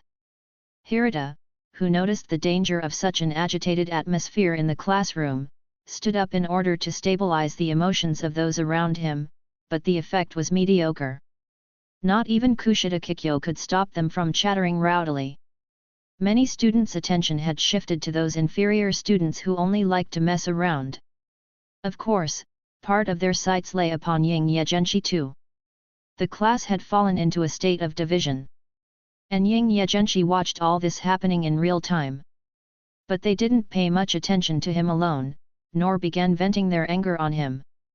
This was the so-called class collective group punishment effect. The conflicts between the student and the teacher of this school had been transformed into a conflict between the students within the class. This was all in the name of weeding out the filth and unity. But in fact, it was just a way to facilitate the order within the class. Where did real justice come from? This was basically them dragging each other down, and then barely moving forward, so that they could play house for the next few years. If they really wanted a secure future, they could casually approach Kawenji, and it wasn't like the whole class could go over to him wherever they wanted. And to enjoy such a future, it was better for them to flatter Kawenji. When he was happy, it would be quite easy to have one's future sorted through his position as the heir of some conglomerate than have to play house for the rest of one's life. The people in the class were bustling with such thoughts, but they still held some expectations for the next 3 years. Ying Ye Zhenshi. Having watched as Sae Chibashira's figure completely disappeared into the corridor, Kensuda stood up. With his shout, he had already jumped off of his seat and rushed over to the front of the class directly. Finally, there was no one to stop him. Many students were frightened by this scene, as they wondered what this boy planned to do. The boy had rushed over without thinking, so even if someone wanted to stop him in his tracks, they couldn't stop him. The tall and burly body rampaged down the narrow aisle between the desks in the class, as the girls beside him trembled as he ran past. Bang! Chapter 78, Chapter 69.2. Looking at the oncoming fist, Ying Ye Zhenshi smiled, stood up and blocked it with his left elbow, and then swung his right fist at the same time quickly, hitting his opponent directly on the head. Bang! It was a good headshot. Ack! And this caused Kushida to become even more angry, as he began roaring and vigorously waving his fists, continuing to attack the boy in front of him. Hey! But first, he was hit by several punches to the abdomen and throat, wherever it was most fragile. He couldn't even swing his fists with all his strength because of the counter-strikes. The continuous pummeling pushed Kushida back, as he could only defend his head now. Ah! The girls next to the duo screamed at this scene. Stop!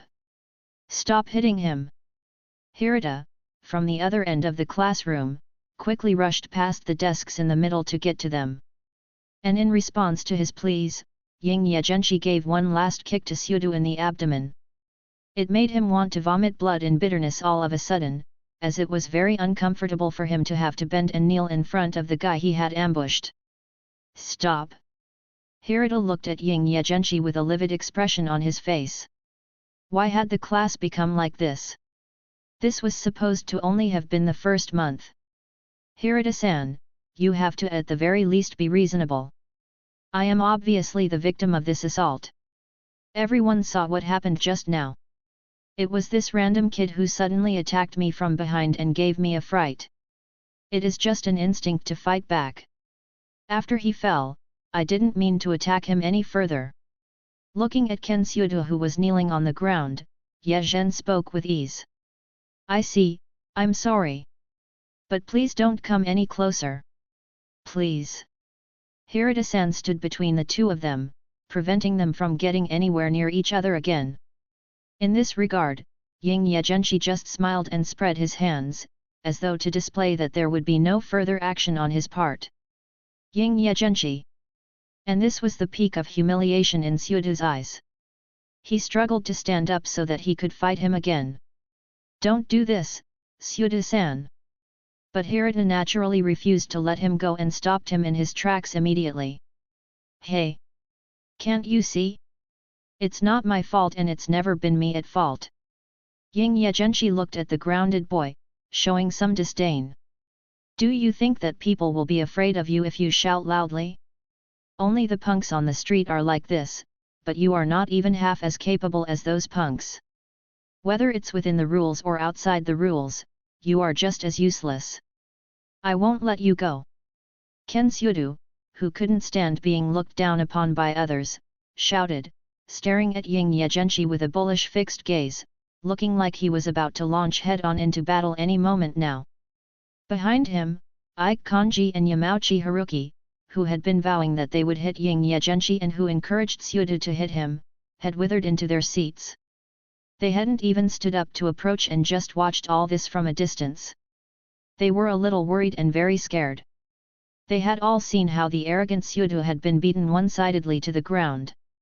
This was not like the previous misunderstanding where he had casually dragged Ike down. Originally they had planned to take the opportunity to say something, such as having Ying Ye Zhenshi hand over the 18 million or something along those lines. Their thoughts had been very greedy. But now? They had just watched Kushida take a rough beating. Stop talking, Ying Ye-kun.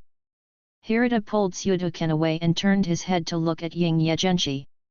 There was a feeling of being implored in that gaze of his. Ying Ye-kun, please don't say any more. Even Kushida Kikyo looked left and right between the two and stood beside Ying Ye Zhenshi. The scene had really scared her just now. At first, she had thought that Ying Ye Zhenshi was going to be beaten. She hadn't expected the boy to be so ruthless in his counterattack. The two of them opened their mouths in plea, but Ying Ye would not shut up.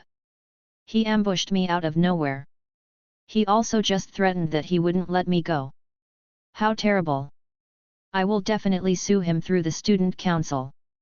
When the time comes, let's meet with the student council. Without giving Hirata any face at all, he opened his mouth to talk directly to Kushida again. You bastard! Come fight me again if you have the balls. Sudo cursed when he heard this. He had obviously still been complaining about how much pain he had been in earlier, but now he had recovered a little. His physical prowess was really quite good. I will, but it will not be in a fight, but by abiding by the rules of this school. We do things the legal way, so you can rest assured that I didn't just get hurt for such a small matter, like some random conflict between classmates. I guess you will not even need to be suspended from classes. At most, we can have you apologize and compensate me with points, and that should be enough to have me reconcile with someone like you. However, considering your surprising anger issues, which is something that scares me, I will not only sue you, but I will also give some advice to the student council. You have serious violent tendencies, so I do not think you are suitable to be a part of any clubs. I heard that you like basketball very much, right? Such a sport where you can easily get into conflict with others is not suitable for you, so we can just have you give it up. This is all for your own good. Others wouldn't be as easygoing as I am. Ying Ye Zhenshi looked at Sudo with a smile on his face, and explained kindly. But the other students felt a little shudder run down their spines when they heard these words. Who in the class didn't know that Ken Sudo took basketball very seriously? If one asked him to study, he may not bother, but if they asked him to play basketball, he would give it his all. Was he going to be expelled from the club now because of this? What had even been the point of him fighting in the first place? He would still have had a somewhat good time at school, no matter how miserable it was to live without points. If things got really serious, the trouble should still have been his own. Therefore, Ying Ye Zhenshi had come to a decision for the boy in question. He would take away what he cherished most. This was Sudo's punishment.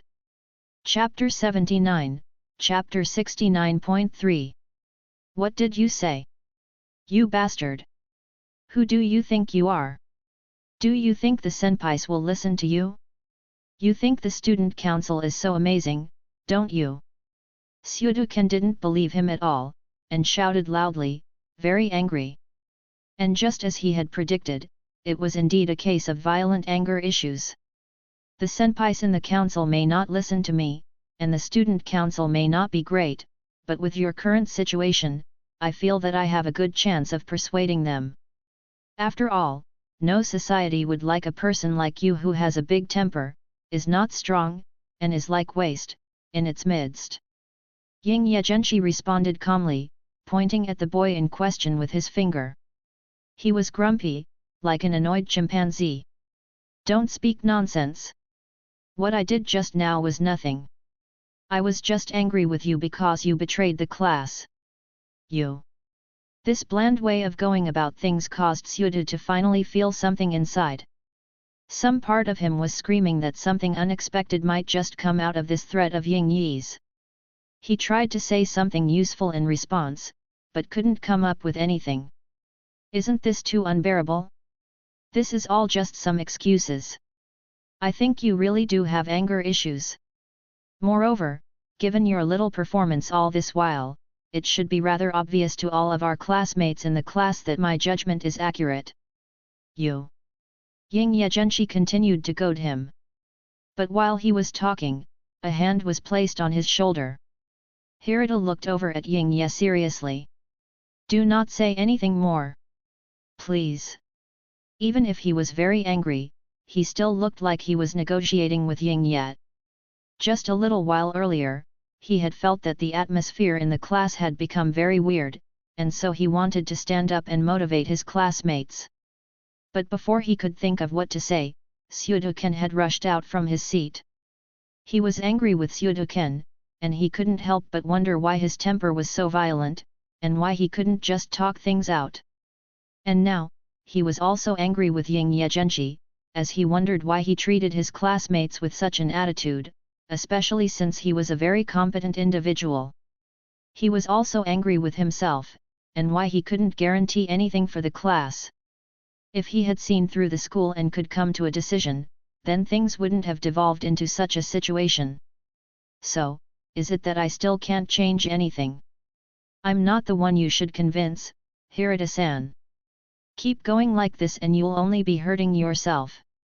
Pushing away the hand on his shoulder, Ying Ye Zhenshi kept speaking with a smile on his face. It may have been a good thing to place someone with a mother-like personality in Class B, but here? Hirata was just waiting to self-destruct. He was a ticking time bomb. There were no more incentives for Ying Ye to continue this argument anymore. He sat back in his original place as if nothing had just happened. But if one watched him closely, one would have noticed him taking out his mobile phone to text someone, and one would have found that he was actually communicating with Horikita Manabu about suing Sudo. Hirata watched this scene and opened his mouth to say something, but couldn't. He knew that this matter would never be resolved, and he only hoped that it would not escalate to something so troublesome in the end. Asshole! Asshole! Sudo got up and walked back while they were talking. While walking and cursing, his classmates beside him looked at him with a strange gaze. He was like a lost dog. No, he was a lost dog. This made Sudo even more angry. You guys didn't do anything just now. Returning to his seat, he glanced at Ike Kanji and Yamauchi Haruki. Obviously, they had proposed he ambush Ying Ye in the first place. They had communicated with each other about their desire to give Ying Ye Zhenshi a little trouble. They had guessed that since they had no more class points, the fallback from beating Ying Ye up would warrant no further punishment. Things happened way too fast. Ah, that's right. We didn't have the time to react, and Hirata came over after, so we didn't go. Really, Sudo, trust us. We will join you next time. Oh. Seeing Sudenken's appearance, the two parted their lips with a guilty conscience. Even if they hadn't fought together, they still should have stood up and supported him just now. Just like one could intimidate as a group better than alone, they could have taken the boy's 18 million points and attacked him together. But, no. That hadn't happened. I see. Sudoken looked at them with a gloomy expression on his face. He didn't say whether he believed them or not. From the situation he found himself in, it could be seen that he was now very angry. It was like he was about to explode at any time. Because of the incident between Sudo and Ying Ye Zhenshi just now, the atmosphere of the whole class remained very weird all day long. Even if they spoke, the students would communicate in a very quiet whisper. But the behavior in the class got a little better because if one took out their mobile phone or was lazy, the students around them would keep looking at them with accusatory eyes. It made them feel uncomfortable. Well, except for Sudo, as he seemed like no one on this planet could bother him anymore. He completely disregarded everyone else and had been lying on his desk since the first lesson, leaving others not knowing what to do about him. The tense day gradually passed, and Ying Ye Zhenshi began to receive his reward. 2 million points, 2.5 million points, 3 million points, one after another rolled into his account. Every time Ying Ye Zhenshi would receive a vibration-accompanied notification prompting him to accept a payment, he would take out his mobile phone to do so. He didn't mean to hide this action of his either. So long as the people next to him paid some attention to him, they would definitely have seen what he was up to. And if someone learned of it, the whole class would basically know what was going on. 7.5 million. While the other students had already spent all their points, the local tycoon was actually by their side. Even Kushida Kikyo next to him looked at him curiously. The guy obviously knew everything, but she didn't know that he still had 6 million left to go. More than 13 million points were in his account now. It could be guessed that even Nagamo, who was the boss of the second year, couldn't compare to him in terms of wealth. During that day's class, Ying Ye Zhenshi could feel that the students beside him had thousands of things they wanted to say to him. It was nothing more than them thinking up ways to ask to borrow money and exchanging looks to please him. People were all like this. Even if the person they had to please was withdrawn, and even if they were a bad person with a bad temper. Chapter 80, Chapter 70.1, Who is with you and who is with us? The poor pauper in the streets would have no one approaching him, while the rich guy living in the desolate mountains would have many distant relatives. T/N, idiom about people wanting to associate more with a rich guy even if he's reclusive. As long as one was capable and rich, even if one didn't take the initiative to make friends, a lot of people would make their way to one's doorstep to become one's friend. And everyone surrounding Ying Ye Zhenshi had suddenly become very friendly. They were more than happy to act in such a way if it meant there would be a return. The kind students tried to communicate with Ying Ye Zhenshi but were then sent away by the same kind Ying Ye Zhenshi. The honest truth was that they were just approaching the problem in the wrong way. Lessons for the day were finally over. When school ended in the afternoon, Hirata cheered up a little. After the teacher left, he walked up to the podium. Before you guys head back from school, I ask that everyone pays attention earnestly. Please, everyone. It had to be noted that Hirata still held a helpful status in the class, as his short announcement still made it so that most students stuck around.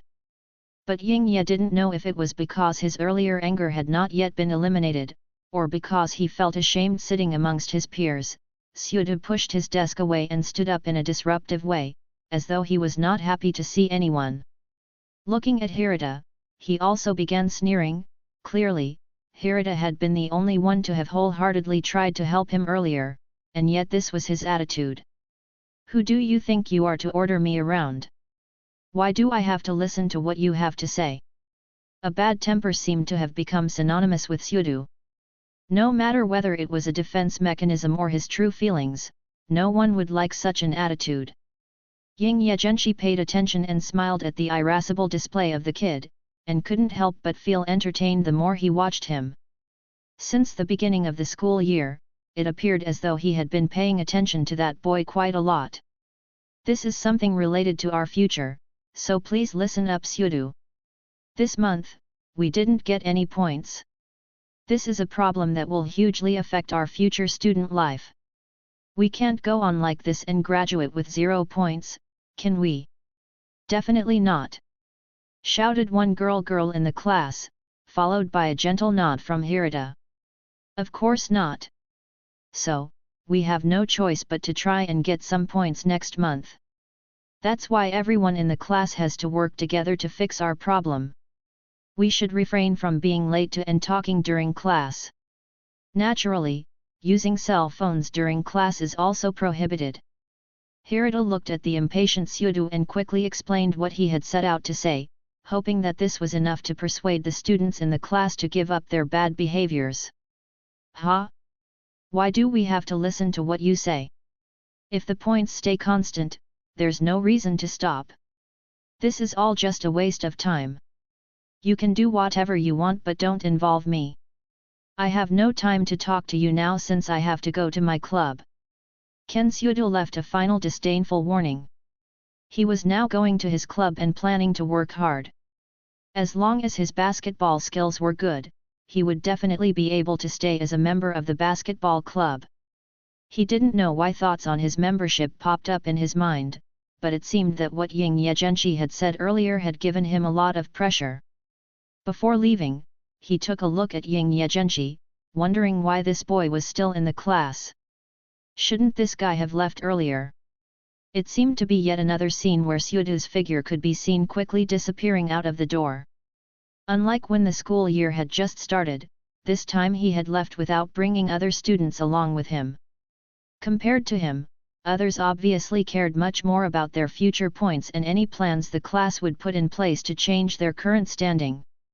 Ha ha ha, isn't this quite an interesting sight? I seem to recall having seen this very scene just as we started school. Noticing Kushida's furious steps out of the room, Ying Ye Zhenshi showed a sinister smile. This guy is really talented. He still managed to lose his temper at such a delicate time. His threshold for getting angered was quite low, which was very strange to Ying Ye. The current situation was very similar to the beginning of school, and it was almost a reenactment of the scene from the beginning of the year. After chuckling, he looked over at Hirata on the stage. Hirata-san, what are you going to do now? You've found yourself in quite the conundrum. It's pretty clear that even such a simple thing just leads to you asking for trouble. This desire to help him will only slow you down. Maybe, after you have worked hard to increase the class points, they will somehow be lost anyway. Ying Ye Zhenshi's words did not hide the underlying meaning, and everyone in the class could guess what he was implying. Saying these words wouldn't affect his image in the other students' hearts, but it would affect the image of another classmate of theirs.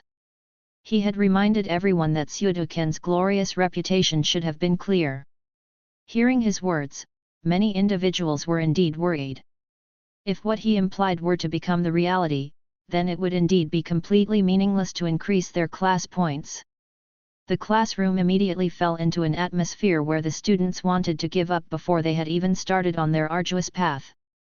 I suggest you work hard in your own club. After all, the clubs will only take into account one's individual strengths.